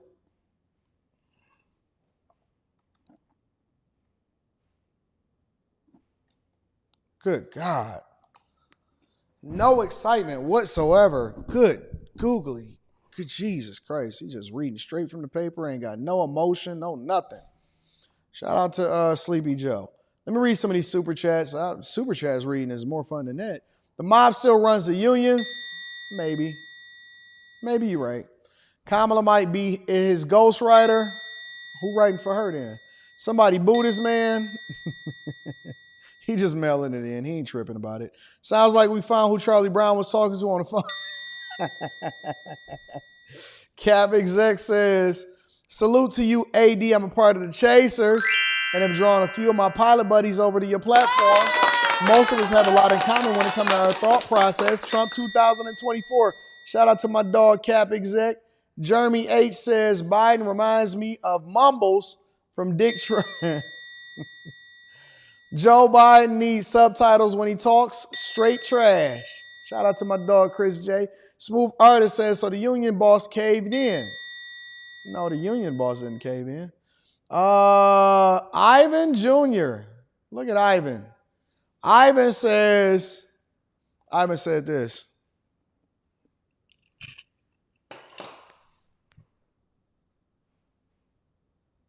I see you, Ivan. I got your pose. Hold on. I see you, Ivan. Ivan said, let me get my baby hairs up in here. Run it up, Ivan. Get these chicks. Infrastructure bill includes mandates for roofs, windows, ACs, cars, roads, insulation. You, the owner, will be forced to upgrade or will be fined. Shout out to my dog, Ivan. Ivan Jr. Kung Fu Hustler says one of the most lackluster disaster responses in American history. Biden checked out mentally a long time ago. Aaron L says, as much as I support, I was just in Florida, those EVs were shutting down due to the salt water. Some even started fires, according to my coworkers.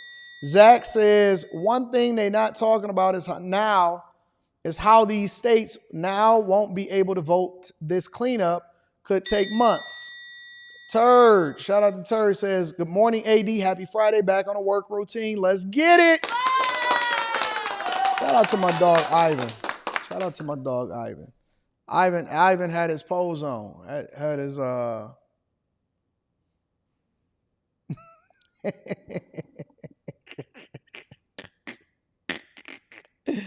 Shout out to my dog, Ivan. Ivan said,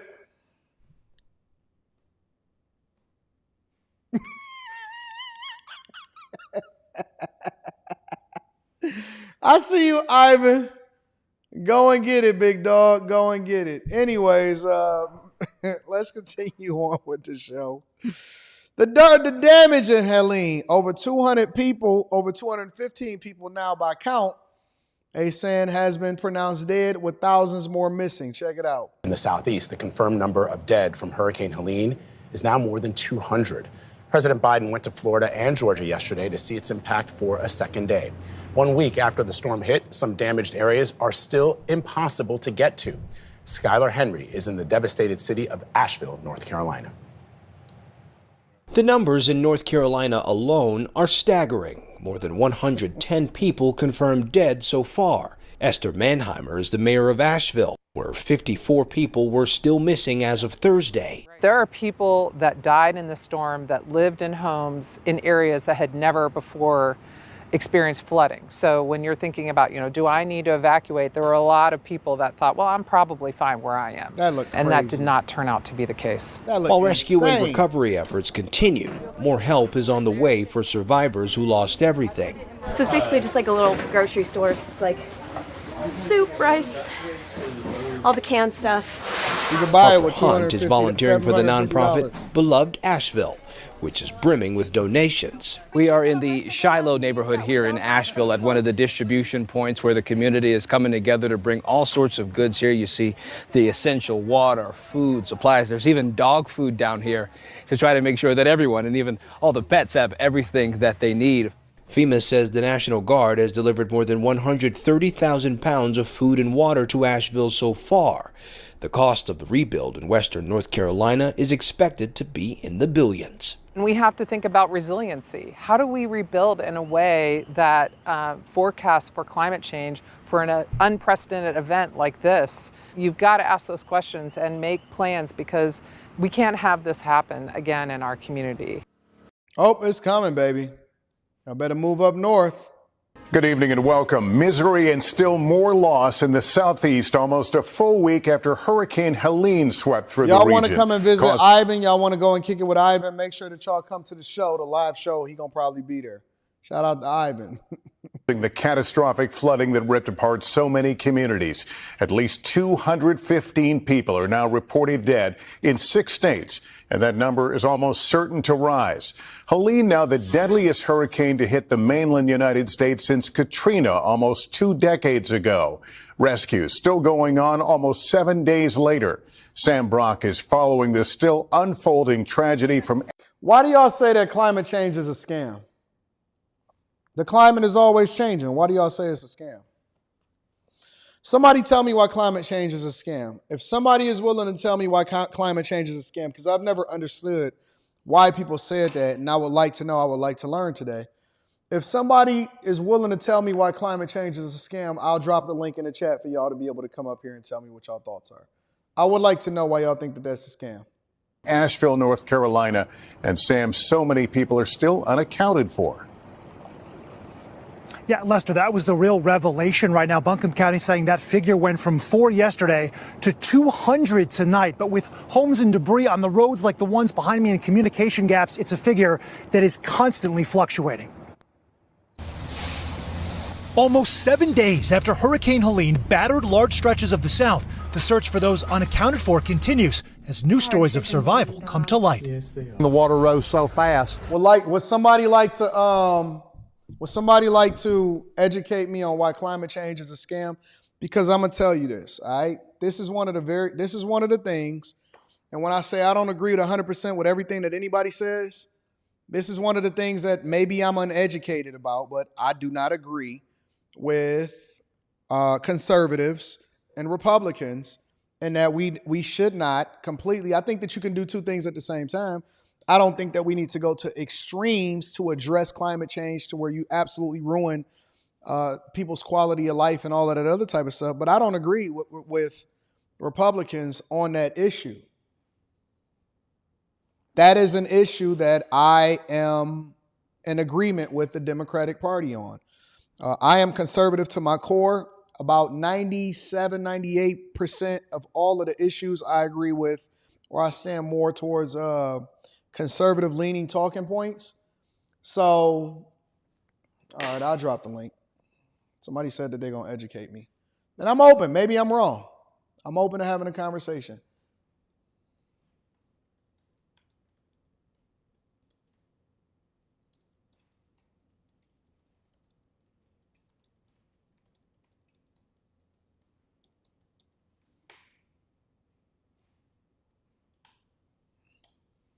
I don't agree with most conservatives on their thoughts on climate change. So I just dropped the link in the chat.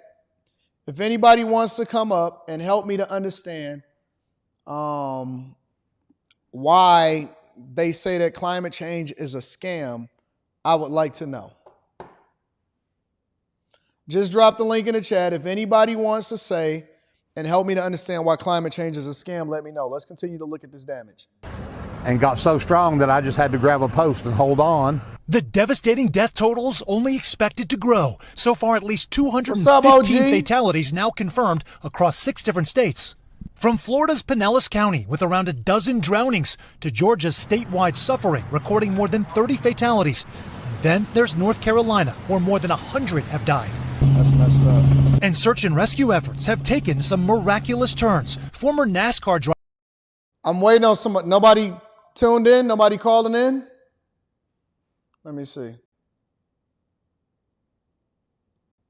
Then there's North Carolina, where more than 100 have died. And search and rescue efforts have taken some miraculous turns. Steve, are you there? Yeah, I'm here.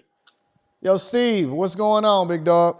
Hey, man, I love your show, man. I love your show. I watch it. I appreciate you, Steve. Steve, tell me why climate change is a scam. In theory, what you're saying is correct in the fact that climate change in general isn't a scam. The scam comes in the fact that everything they try to say, like the carbon taxes and carbon, it's a play for taxing purposes and for bigger government and how they're going to use it in regards to this global reset. That's going to be one of the biggest scams they're going to use. That's the reason why that they're going to take over the world, because of all these different storms and stuff. It's not really, it's truth. They're using a fact because the times we living in the last days, so the times are changing, the weather patterns are changing because biblically, that's what the Bible says, and every religious book says the same thing. Okay, What but I'm let me saying, ask you a question. So let me challenge that, right? Because I agree with you in that I believe that the way that the government leverages resources towards addressing the issues, including climate change and the taxes that come along with it, can be scammy. I don't think that the government manages resources good at all, right? However, it's very difficult for somebody to convince me that the way that humans live their lives, that we're not accelerating the erosion of our climate and our society in this earth, and that we're destroying it and we're taking more from it and not putting anything back into it. oh, no disagreement there, no disagreement. Okay. But no disagreement there, but it's a play also in the fact that they're using this. That's where people say the scam comes in the fact that they're going to tax us to oblivion, and in the future, all this is going to be used as their excuse to keep people on lockdowns and distribute people. How do you think that we should address um, the changing climate and our contributing to the acceleration of it? I believe there's no way we can address it. Like we as You don't you think talking there's about no we as way for us America, to we as address it? So you think we hold on, should hold on, just hold on. all right? So hold on. Let me ask a question. So you think we should just live our lives? We have no responsibility to making sure that this earth is better, and we leave it better for the next generation or for generations to come, and we should just say No, skip it. Whatever happens, happens. no. I'm not saying that, and I am saying that every person has responsibility to keep, because godliness, cleanliness is next to godliness. So yes, I'm not saying none of that, and I'm not even saying there should be any type of government restrictions on people who do wrong, on like people who like to dump trash in the rivers and the ocean. And I'm not saying none of that. But what I am saying is the fact that a lot of this is unavoidable because the type of change that's about to happen across the earth. A lot of this stuff is unavoidable. You get what I'm trying to say? It's like the No, type of times we're in. no, I don't. I mean, if you say you believe in the Bible, that's what the Bible says. I mean, So the way that no. So the way that you substantiate your argument is just to say that it's just unavoidable because of biblical purposes. no. I'm not Then saying. why did you say if I believe in the Bible, then I should just automatically take your word for it? Everything it needs to be explained. No, I'm not saying take my word for The anything. word of God says in I'm just everything. saying. The Well, word of I'm just God saying to go says back to in the everything original you point. do, get Yeah. understanding. That way you understand exactly why you're doing it, and you have more purpose. You become more purposeful in your journey on this earth. No. I'm not saying nothing you're saying is wrong. I'm just trying to explain your original question is why are they saying it's a scam? And the Why first is thing I it? said Tell me was why. is because what I just said is the fact that they're going to use a lot of this the stuff that's naturally happening as an excuse. These weather patterns has nothing to do with somebody dumping trash in the ocean or even too much carbon. That's happening. Period. Period. So That's you it's don't no think that we should have standards that then restrict people from doing some of the worst things to society? explain. I'm confused. Explain. So, for example, farming of animals for human consumption, emission standards to make our air cleaner, um, how it is that we dispose of our trash, and whether or not we should continue to make sure that we plant more trees, just on a basic level, right? Carbon emissions, the type of energy that we're using, coal versus nuclear power, all of those things. You don't think that none of that stuff matters? It all matters, but at the end of the day, we humans. We all got choices, and a lot of times these same governments that you saying that's doing these emissions are allowing other things to happen to destroy the earth. So at the end of the day, a lot of stuff is unavoidable Mm. because me and you, we don't run the earth, so we don't make the calls on like what country does this or who does that, where does this go, where do that go. So that's what goes back to my original point was it's a scam because a lot of this stuff is unavoidable. This stuff is, we have no control over the weather patterns. We have no control of We what absolutely do. We absolutely do. The melting of the polar ice caps is exaggerating and accelerating all of the climate, all of the weather patterns and the things that's being unleashed upon this earth. For example, warmer weather in the ocean is exaggerating the hurricanes that then make landfall that is affecting our lifestyles. You don't think so? The rising of the ocean itself. I'm familiar with what you said. I'm familiar with what you said in regards to that. But so that means turn your AC off, right? No, that's not what Right? it. That's not what it means. There's not one solution. The question that I was asking is, why do That's people grocery. say that climate change is a scam? I'm not debating. I'm trying to understand. I'm just asking questions to follow up, to speak out of my ignorance, and then maybe y'all can educate me on it. I'm gonna say it one more time, right? Okay. All right. You can hopefully, God willing, you understand what I'm trying to say. And I I'm listening. apologize, if you took offense to what I'm saying. All I'm saying is that they're using something that's unavoidable as to the reason why to tax people. And I promise you on my life, in the future, you'll understand exactly what I'm saying. Because that's the play that's going to happen in the near future, that as to the reason why that we're going to have what you call a one world system of government. And that main thing is going to be based on the Green Party and climate change. Okay. All right. That's I where appreciate you. that's where the scam comes in. And hopefully, if you don't understand today, God willing, you'll get what I'm trying to say Hmm. eventually one day. Well, listen. I appreciate you. Thank you for Uh, calling in. I agree with everything you talking about, bro. Keep going, man. Love you, bro. All right, big dog. All right. I'm gonna go to Ivan. Ivan is in the building. What up, Ivan? What's up, brother? Chilling, my friend. What's the word? Oh, you the dude that was posing Yeah, with like this. yeah, that's me. Yeah, I that's me. see I you, cut my Ivan. hair off. All right. That's what's up. What's happening? What you got Yeah, for I me, cut big my dog? hair off. What's up, brother? Um, Chilling, my friend. What you got for me? well, here's the thing. I work really hard for what I got, Okay. and for someone else that's got more than what I have to tell me you gotta uh, use less of the resources, but they go and use more. I got a problem with that. That's a lie. You're lying to me. You want to tell me to use less, but here Ivan, you go, you use they want more. you to cam up. You want to be on camera, Ivan? Yeah, It's, I you don't guess. have to be. You don't have to be. It's your choice. Yeah, I don't mind. It's all good. You want to be It's on early. camera?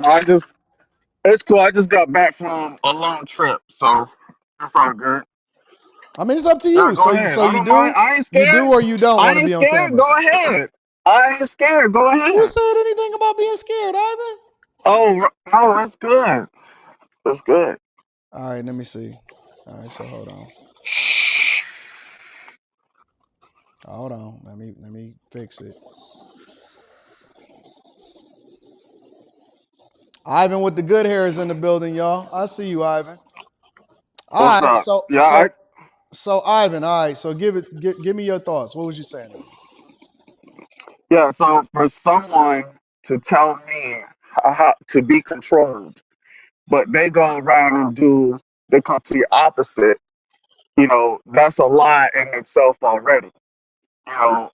For instance, Obama, he pushed this whole agenda and then he went and bought a house on the beach. You know Correct. what I'm saying? So, well, is the water going to go up 10 feet or is it not? Because if it is going 10 feet, then his house not going to exist. Let me And throw my hair. another thing is that the banks are not going to continue to run and do investments for 7, 10, 15 years if it's not going to exist. No, that's not necessarily true. The banks make their money off the fees and the interest. They don't necessarily make their money off the investments. Right. Well, what I'm saying is that if it's not going to exist, they wouldn't be continuously to push the growth. But common sense is this. So when I go to South Mexico and everything, I'll use Tulum as a perfect example. When I went to Tulum many years ago, it was barely nothing. But then it started to get popular, and they built. So when you start laying concrete over grass, that water has nowhere to go. That water gets channeled somewhere else. And so when you look at Miami, you look at all these other places, the water's getting bad. Well, duh, because all the concrete that's been put in place. It's not climate change. I mean, for as long as I've been here, the earth has gone through hot and cold, hot and cold. I remember, some years it was different. But we're Correct. building more and more concrete. We're knocking down more and more trees, but they want to get rid of carbon. Well, if you get rid of carbon, how is our trees going to grow? How is our I agree. trees going to thrive? Well, carbon, if I'm not mistaken, is what trees take in and then they exert oxygen, correct? Right, that's right. But the problem is, so what you're doing basically by saying that, well, we're creating more concrete because the more concrete that we manufacture, the worse that we're actually polluting the environment. What you're basically saying is that climate change isn't real. It's the humans that are causing the exaggerated change in the quality of our lives by the way that we live our lives and how we continue to pollute the air, right? Well, I don't want to say it like that. It's the appearance. So when it floods like crazy in Atlanta, oh, it's a whole big thing. No, you've built more concrete. It's not the rain. It's not climate that's saying, oh, I'm gonna drop more and more But no, rain no, no. this That's time. the whole idea, though, right? Is that humans are the ones that's creating the environment that's destroying the earth. I wouldn't say that is exactly destroying the earth. What I'm saying is that the appearance, it's an illusion. You take away grass and dirt that absorbs and you lay concrete. Yeah, it's gonna flood. So it's an illusion. It's not real. And then they want to tax me for that and pay for that. That's a scam. Well, I mean, but our taxes are supposed to go towards improving our infrastructure, which then allows for us to be able to do the thing. And we need our Yeah, roads, but we need our internet, we need I, our I get it. bridges, we need all of these things, we need our buildings, we need everything that we use. And maybe we can do it better. Maybe we need better materials. Maybe we need to do whatever it is that we need to do. But the very infrastructure that we're using that make our lives so convenient is the thing that is polluting our air and polluting our environment, right?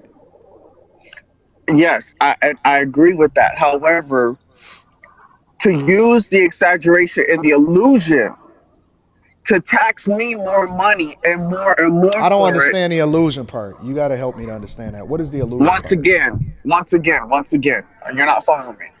If I got a plot of land that's got grass and dirt that absorbs water, and then I turn around and put concrete over it, and then I say, oh, it's flooding.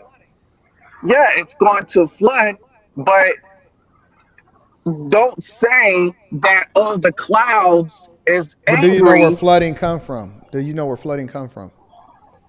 Yeah, it's due to the fact of not mitigating how water moves. They're not. You have to calculate how water is going to move in order to remove it. That's Correct. the whole point of laying Well, concrete. But it could flood in a lot of ways, right? One of the ways that it right, floods is that, for example, if you have a major storm or you have a hurricane, and it comes over a particular area, let's say in North Carolina, in order for that, or we could say Tampa Bay, right? Like Tampa, they recently experienced, major storms and flooding and stuff like that. And basically it's when a lot of water makes landfall, but it doesn't have anywhere to go.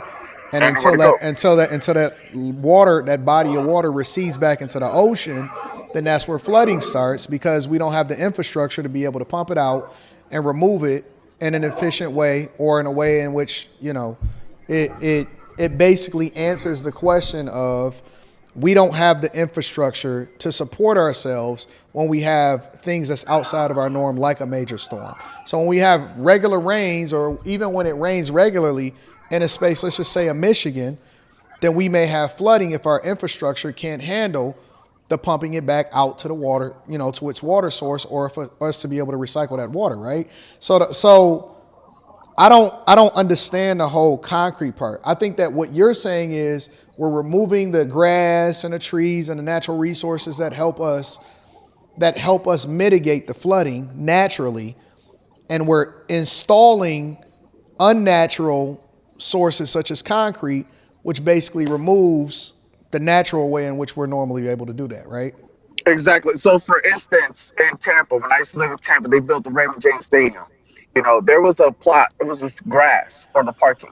And then all of a sudden, it's all concrete. Well, then what happened to all the houses around Raymond James Stadium? They flooded. Don't sit here and lie to me and tell me, oh, this was climate change. This is climate change. And under climate change, we're going to tax you more money. We're going to charge you more money because we want to fight climate change. That Well, doesn't I make mean, any sense to me.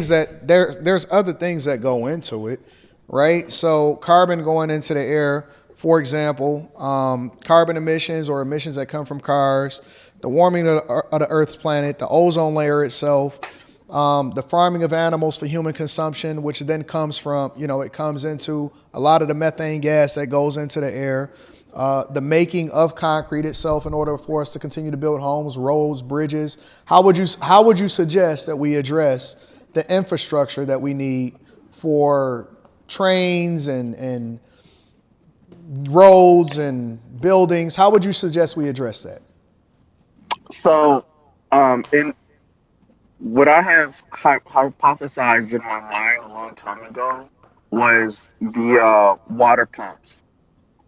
Every time a new installation was to go in, that there would be a channel for water to go through and also be mitigated by water pumps that would be in a controlled state to go into a proper place of filling, instead of just, oh, we're going to put a gutter line. And I think that that should have been in place a long time ago, and that we're smart enough to think of something like that, you know? However, when you look at the claims of climate change, for instance, electric cars, is electric cars really the benefit? They're way heavier, so you have to replace your tires a lot faster.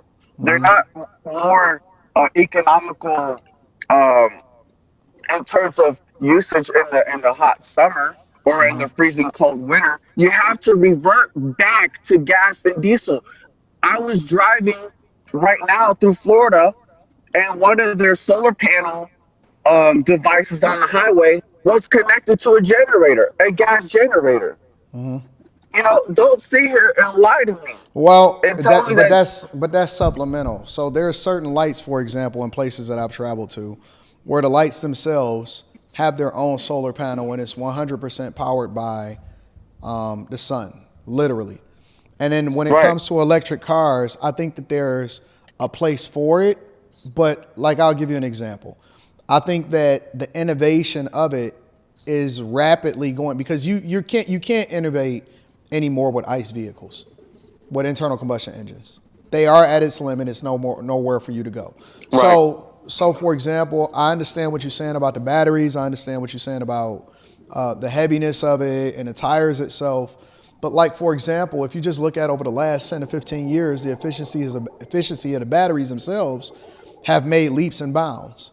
There are electric vehicles that'll go almost 1,000 miles on a charge, right? So I understand what you're saying, but I also think that the engineering and the infrastructure behind what it is that we're building, it may not be the only solution, but I think that it's a temporary stopgap to what could be innovation into a better solution.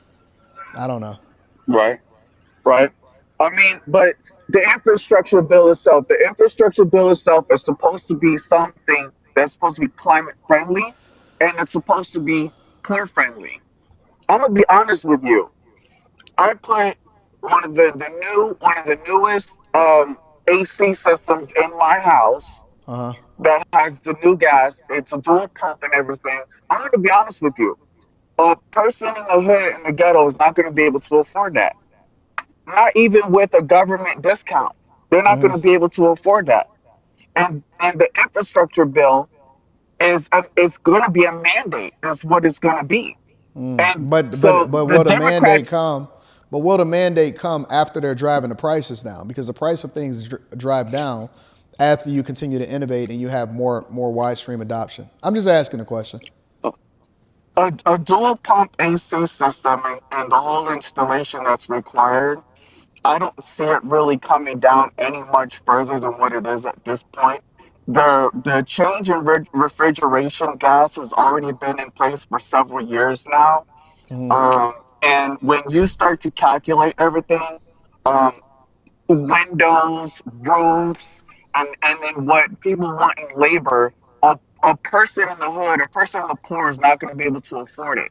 So the fact that the Democrats are pushing this infrastructure bill in the name of climate change, and then they say they're for the poor people and to help the poor people, I'm going to be honest with you.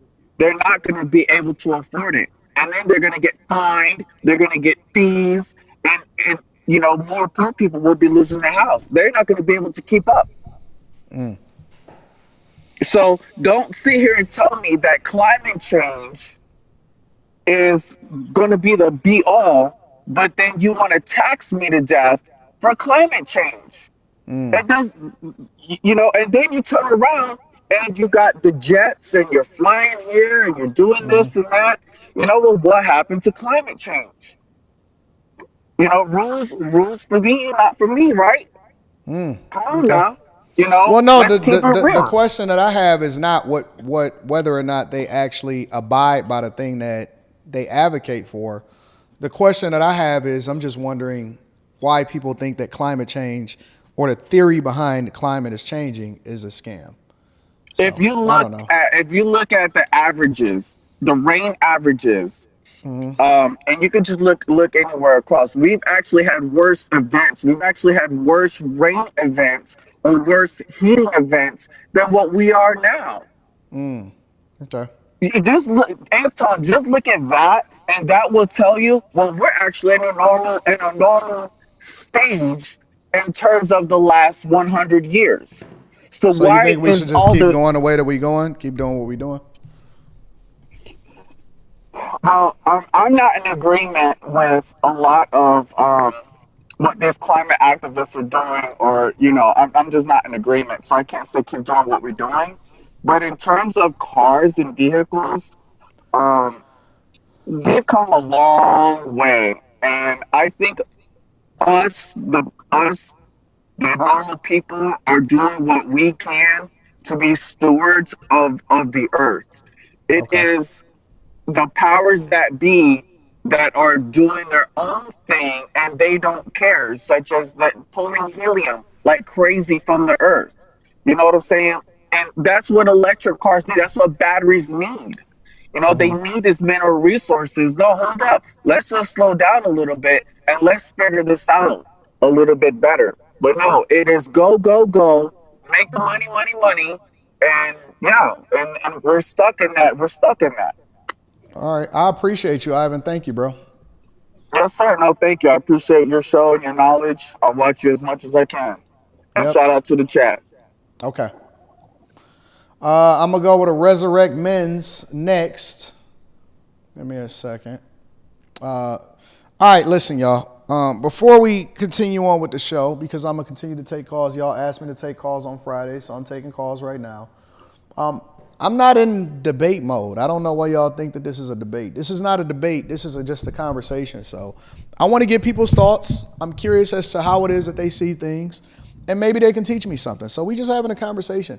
It's not always a win or a lose. It's an education process. In this instance, I ask questions because I don't know. And I want to get people's perspectives. And maybe I'm on, maybe I'm off, maybe I'm right about some things, maybe I'm completely off. But I would love to get different perspectives, and that's why I'm having you guys call in. Everybody think that it's not a debate. If y'all want to debate about something, then we can come up with a subject, but it's not always a debate. Resurrect, what up, Resurrect? Hey, what's going on, Anton? Thanks for having me, man. Sorry for the Chilling. background noise. I'm No, you driving, cool. so I apologize for that. Hey, I put a super chat up. I wanted you because my dad was a Vietnam vet, so I put up Operation Popeye. if you have your laptop by you, I want you to look that up. Operation Popeye. Yeah, like Popeye the Sailor Man.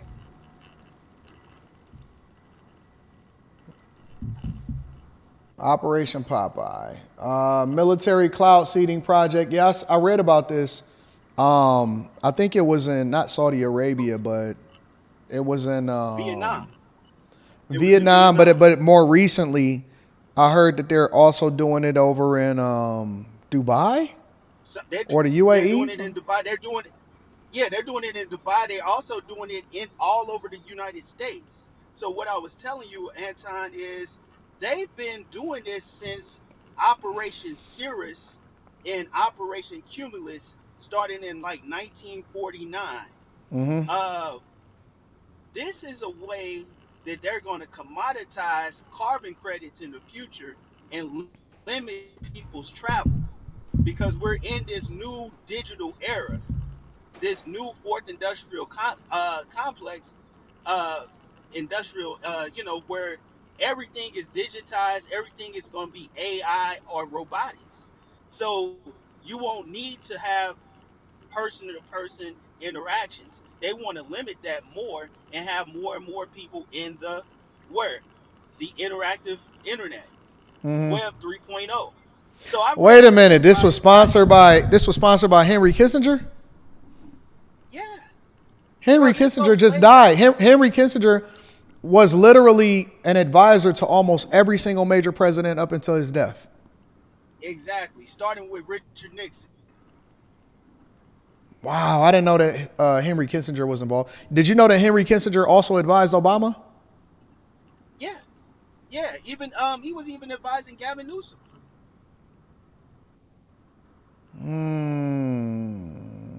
So Operation Popeye's goal was to increase rainfall in carefully selected areas to deny the Vietnamese enemy, namely military supply trucks, the use of roads by softening road surfaces, causing landslides across the way, washing out rivers, and maintaining saturated soil conditions beyond a normal time span. The goal of the operation was to extend days of rainfall by 30 to 45 days each monsoon season.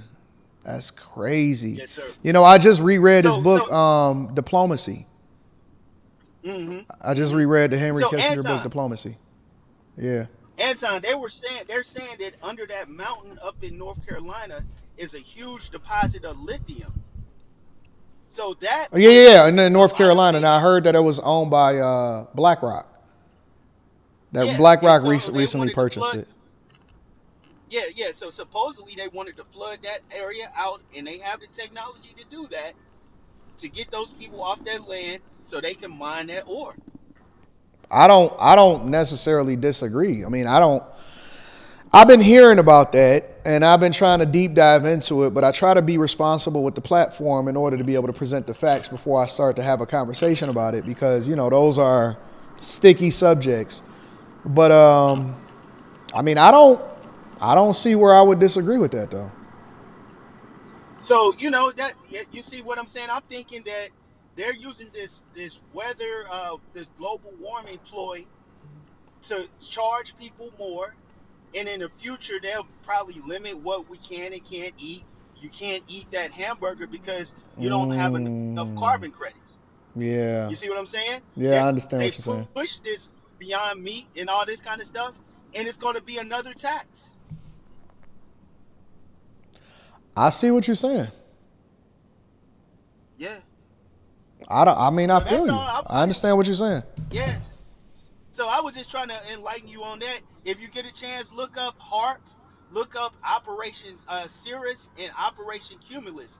That's where it goes back to the beginning. One of those, they dumped silver chloride in the middle of a hurricane. That hurricane changed its course, came on land in Georgia, did a bunch of damage.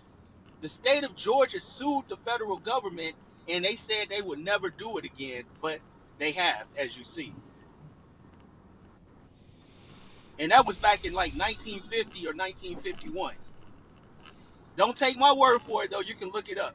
No. I love this. This is why I asked the question because I'm open-minded, because I want to hear different perspectives for things that I may not have ran across or things that I may not know. You know what I'm saying? So, now this is awesome. Yes, sir. This is awesome, bro. Yeah. So I'm not gonna keep I'm with you. it. I'm with you. I appreciate you for having me up, and I'll continue to listen. Thank For you, bro. everything. Thank you, man. Thank you. And see, this is why I'm always open to hearing other people. This is why I don't want to live in an echo chamber, right? Because when you live in an echo chamber, you prevent yourself from being able to obtain the knowledge, or at the very least, have people present information to you so you can ask additional questions. But see, it shouldn't just apply to climate change or political things, right? This should be applicable to everything. The reason why I'm able to say and have some of the conversations and deep dive into the stuff that I'm deep diving into, the reason why I switched from the Democratic Party to the Republican Party is because I listen to people. Some stuff I'll be like, interesting. I'll research it later, and I'll research it and I'll be like, oh, it was nothing to it. And then other things I'm like, man, you took me down a rabbit hole. I can't unsee what I saw. I like talking to people that have differences of opinion than me. That's why I say to the people in the chat, don't time nobody out that just because they disagree with me or they don't agree with what I'm saying, we all gonna laugh, we gonna joke, we gonna go back and forth with each other. But I don't like being in a space where my opinion is the only opinion that matters. I like having these conversations. I like debating different things. I like talking to people that look differently than me, that experience things differently than me. And so, it's awesome to be able to have a group of people like you guys that have such a broad knowledge base that can then have this conversation with me, so that we can get to it and we can learn more and we can be more knowledgeable and we can make more informed decisions. At least arm me with the information so I can do the research myself. But to be closed-minded or only want to hear from people that's in an echo chamber than you, I think that's one of the worst things that you can do to yourself. The worst things that you can absolutely do to yourself. So, yeah, man, that was pretty interesting. That was pretty awesome. Let me see something real quick.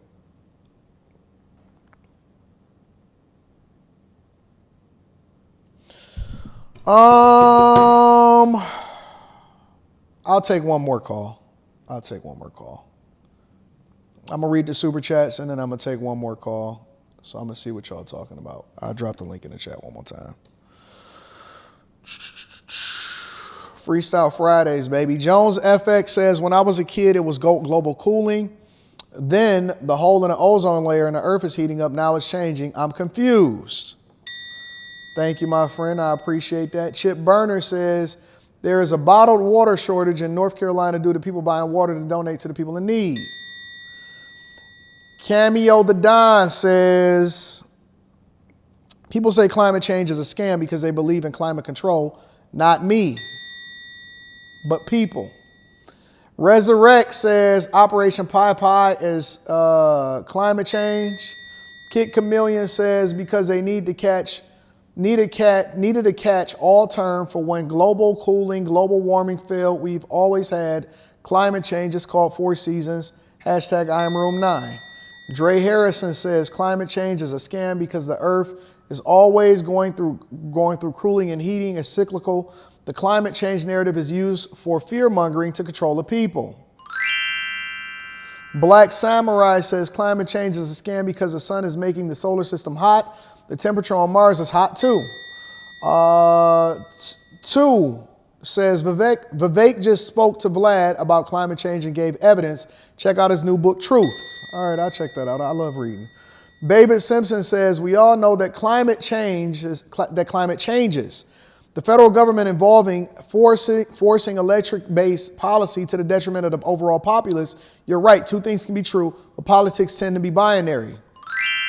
I understand what you're saying. Smooth Artist says, bro, had a malfunction. It's distribution. Messy Mathematician says, can't Biggie, can't you see? Shout out to my girl Messy. C. Dwayne Wingington, weather is manipulated, sorry. An ancient man said it's called grand solar minimum and it's far worse than climate change. N8Bit then says, climate change is like Coca-Cola. You outlaw what made you rich after you made all of your money and you punish anyone who tried to do what you did to make it. Jesus Christ. Humbly Disrespectful says Earth is 1 billion years old. It changes cycles. Idris says, hey, Anton, a good person to follow about climate change is Dr. Jerome Corsi. He can be found on YouTube and on Rumble under the Truth Central podcast. All right. Artifacts, shout out to Artifacts for holding me down. I appreciate you, big dog. N8Bit says, also countries like China and India are the biggest contributors, and they won't kill their economy to please the West. They'll continue to use oil. AD, Elon just reported his new water engine vehicle. Nemesis 17 says, listening and finally get to hear it live on my way back from Montreal to NYC. Love the format of the quick hits before going into the show. Yesterday was rolling on the Peckerwoods gang story. Shout out to you.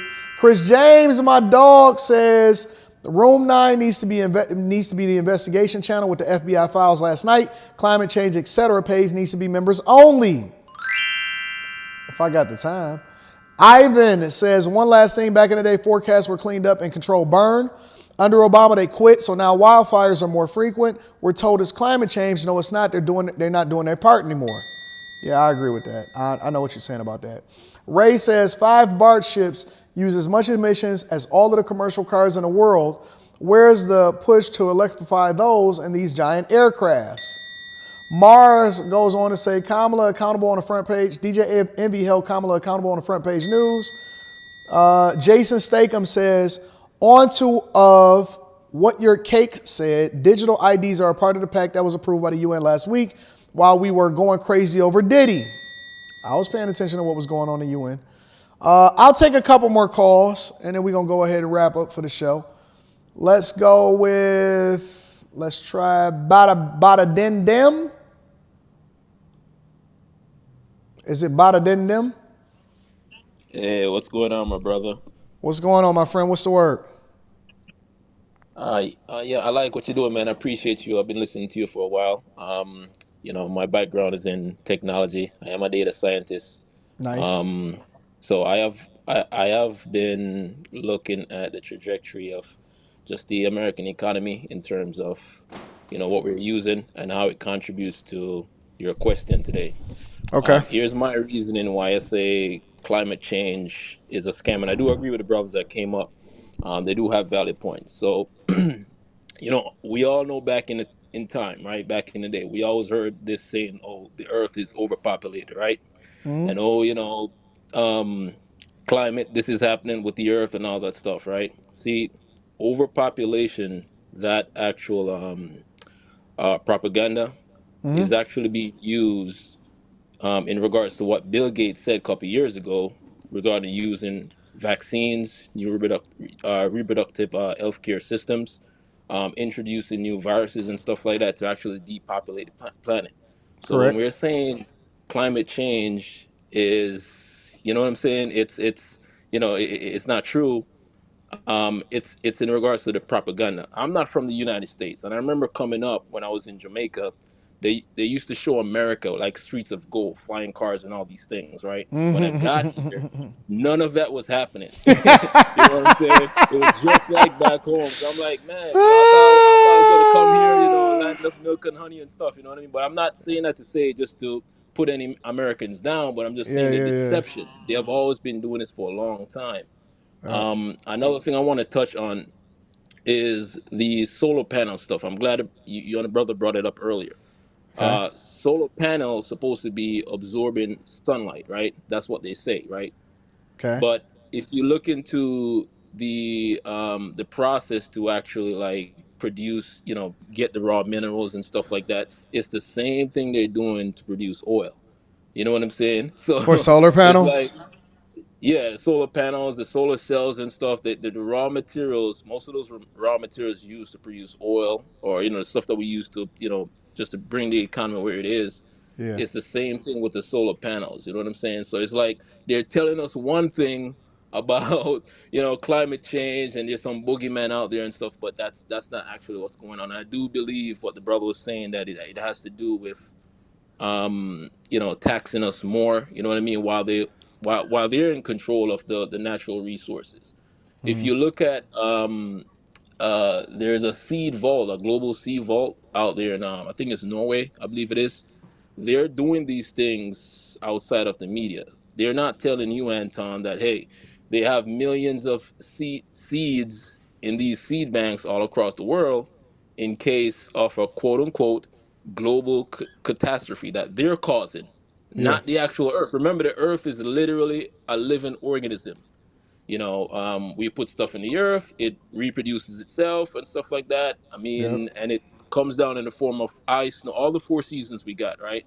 Um, I've even heard in the media where they said that you can't drink rainwater. Listen, we bathe with this stuff in Jamaica. We drink rainwater. It's the most cleanest form of water you can ever put in your system. So they're doing things in the atmosphere there. You know what I'm saying? It sounds Yeah. crazy, but No, it if you look doesn't. at people No, that, it doesn't. It doesn't okay, sound crazy at all. Trust me. So with all of the stuff that we see going on and what's happening behind the scenes, none of it sounds crazy to me at all. yeah. So that's what I'm saying. So that's where we're coming from. When we're saying that this climate change thing, it sounds like a scam. They did it to me. They made America look like it was streets of like the Jetsons back in the day. So yeah, Yep, I you understand know, what you're saying. No, that's yeah. great. Thank you, bro. I appreciate you. You're welcome. Take it easy, man. Thank you, bro. I'm gonna take couple more calls. I'll go with Gabriel. Gabriel, what's going on? Gabriel, you muted if you're trying to talk.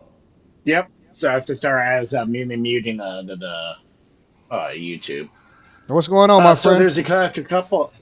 Thanks, man. I just got caught on watching it, but I love the variety of topics and different perspectives. So when it comes to climate change, this is cyclical. Like we're just coming out of an ice age. Correct. I agree with you. Hello? Yep, I'm with you.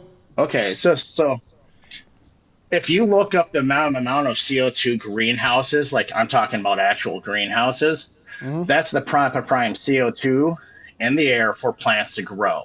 Correct. So as we get a little bit warmer, a lot of these desert areas around the equator are going to become greener. Like right now, we're actually having a greening of the earth. So you're saying basically that the earth is actually becoming better off, especially in these desert places, because if it's becoming greener, then it's actually purifying the air and it's making it more livable and a greater habitat for humanity. Well, not only that, but humans thrive when Earth becomes warmer. Like even in the northern climates, it gets greener. It gets more mild. Like people are saying that global warming is a bad thing, but it really isn't. What we need to worry about is more polluting the actual toxins into the earth and into the water. I got you. No, I'm with you. Yeah. Okay. So I'm when it hearing you. comes, I'm with you. because back in the 60s and 70s, it was global cooling. And then 80s babies and 90s babies, we had the ozone. And Yep. then it was global warming. And then all of a sudden they had to do it to climate change. Well, the climate hasn't stayed stagnant throughout Earth's history. Yep. So that's why it's, and when it comes to these renewable sources like solar and wind, those cost more than we get back in return, and those are diminishing returns. We have to replace those solars every 20 years. It's the same with the windmills. Okay. Well, y'all giving me some insight. You teaching me a lot, man. Oh, and the reason why the salinity in the water isn't because of the ice caps. It's just because as things get greener, things rain more, goes back into the ocean. So that conveyor belt in the Atlantic stops bringing all that mild air down to the equator, down in the Bahamas and stuff.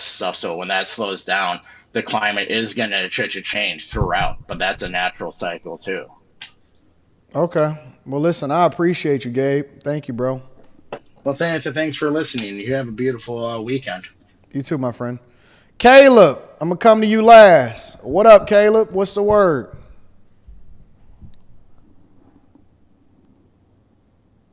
Can you hear me, Caleb? I think you muted. I don't know if your audio is working, Caleb. I see you. I can't hear you. There you go. What's going on, bro? What's going on, my friend? What's the word, Caleb?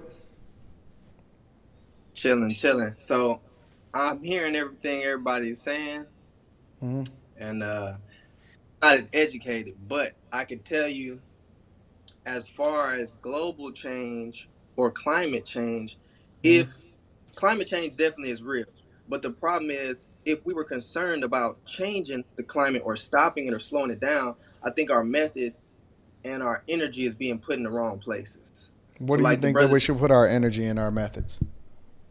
like for instance, our infrastructure methods. So, for instance, the man was talking about the brother Ivan. He was saying concrete, right? Mm-hmm. Mm-hmm. If you cultures, we didn't use concrete. We used natural resources.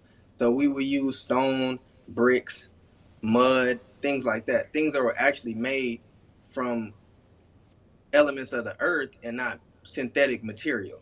Okay. So then you also look at the amount of plastic that we produce. We're producing so much plastic that it's impossible to do away with it. We can't properly degrade it. Then you look at the landfills, the landmines, or not landmines, but where we're dumping our trash. We Yep. don't have any way to really get rid of the trash. So if these people with all this money and all this research was really interested in changing these type of effects, they will put the money into that. But instead they try to avert our attention. For instance, the cows, all the meat that people eat, they entice us to eat meat, but then they turn around and say, "Oh, we're having too many cows." So that stuff is just retarded because we're not the ones that's growing all these. We don't have these farms, and Mm-hmm. then we're not producing all these burgers. We don't own McDonald's and Burger King. They put this stuff in our face and they get us hooked on it. Same thing with the pharmaceuticals. That's a whole nother topic. But you're telling us that this stuff is bad, but then you hooked us on it. Same thing with Yeah, tobacco. our food supply is absolutely trash, and it's really just a drug play. Food is drugs. That's it. That's why they call it the Food Drug Administration. Like, our food is absolutely trash. 100%. I agree with you on that. Exactly. And so my another point is, and I'm gonna let you go, or I'm gonna go. I'm gonna keep watching from the bleachers I appreciate you. with the electricity. We had beautiful minds like Nikola Tesla. It's like they suppress innovation and they keep us on this one track when it comes to science. So if we really wanted to make different, cleaner energy, they would allow people to freely invent things. But when people come with invention, they suppress them. Like it was a Mm. man that came away. It was in Detroit that he was producing water out of the air, and then they came by and they destroyed his machine. He was giving Well, people. yeah, I believe in that also. Yeah, I believe in all of that because that's capitalism. And so you basically eliminating the competition by preventing them from solving for the problem because it would then mess up all of the money for the solution. It's almost like, and I hate to say this, it's almost like, I'm not going to say specifically, some of the diseases that we have, cancer and Mhm. all of that stuff, right? I don't believe even for 1 second that we don't have a solution for most of the stuff that we have in our society. In addition to how it's being caused in the first place, because I believe that there's too much resources, so much money, and there's an entire economy that powers it, that allows for us to continue to profit off of each other's problems and issues and death. So, yeah, Exactly. I absolutely believe in that. I try not to deep dive into it too much on the internet or on these channels. They No, manufacture the problem to profit off of the solution, or profit off of treating the symptoms and not even providing you a solution. nah, you're right, and I mean you're smart for not going into it on YouTube because it's just futile. I'm not trying to complain about it because in actuality we have to create our own society or do our own thing because they're controlling everything. So we can't get mad. We just got to do better. But on the Yeah. topic, there definitely is a cure. I mean, I had like a tumor, and this naturopathic doctor, prescribed me to take some mistletoe. and got rid of it. So, they Really? lock people up. Yeah, for real. I did. It was, I doctor and got diagnosed for cancer, but it was a tumor. I used to feel it in my stomach. Yeah. Yeah, it went away. And it's plenty of people that got diabetes, glaucoma, herpes, HIV. They get cured all the time. They're not going to say it. The pharmaceuticals are not pharmaceutical companies. So that's why it's not global or climate change is the scam, but the way they're presenting it is a money-making scheme. They're I'm not with you. interested in what they're doing. They're not. But I'm with I you. appreciate I'm with you. Now, I'm with y'all. I rock with y'all. I think that y'all hitting me off with some good information today. Thank you, bro. I appreciate you, Caleb. Yeah, peace, bro. All right, y'all. We did it a little different. We winged it this time. We did a heck of a show. Friday was a little different. Y'all asked for it, and I gave it to you. You said, Anton, I want you to do a Friday show where people can call in, and I gave you what you wanted. All right? So don't say that I don't listen to the people. The people are my co-hosts. The people are my co-hosts. Thank you to everybody that contributed into the platform. Let me read a few more super chats because you never know what you're going to get on it. GR's Infantry says it's estimated the Earth moves 2 to 3 inches away from the sun per year, and it's cooling down. Really? Y'all going to have me going down a deep dive. Aaron L. says the biggest issue with green energy is scaling and efficiency. It's also going to take time to build the infrastructure. Ivan, shout out to my dog Ivan. Ivan says if they really were for climate change, why kill the Keystone Pipeline and force oil to be driven on trains and trucks, but agree for underwater oil from Russia to UK? Hey, thank y'all for continuing to rock with me. Thank y'all for holding me down. I appreciate y'all all day, every day. It's been a fun week. We switched it up on a Friday just to throw something new so y'all won't be getting too comfortable.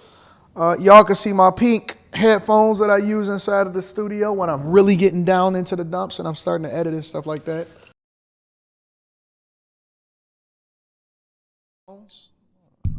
Shout out to all of the people that wear pink headphones. You know, Anton, he got it.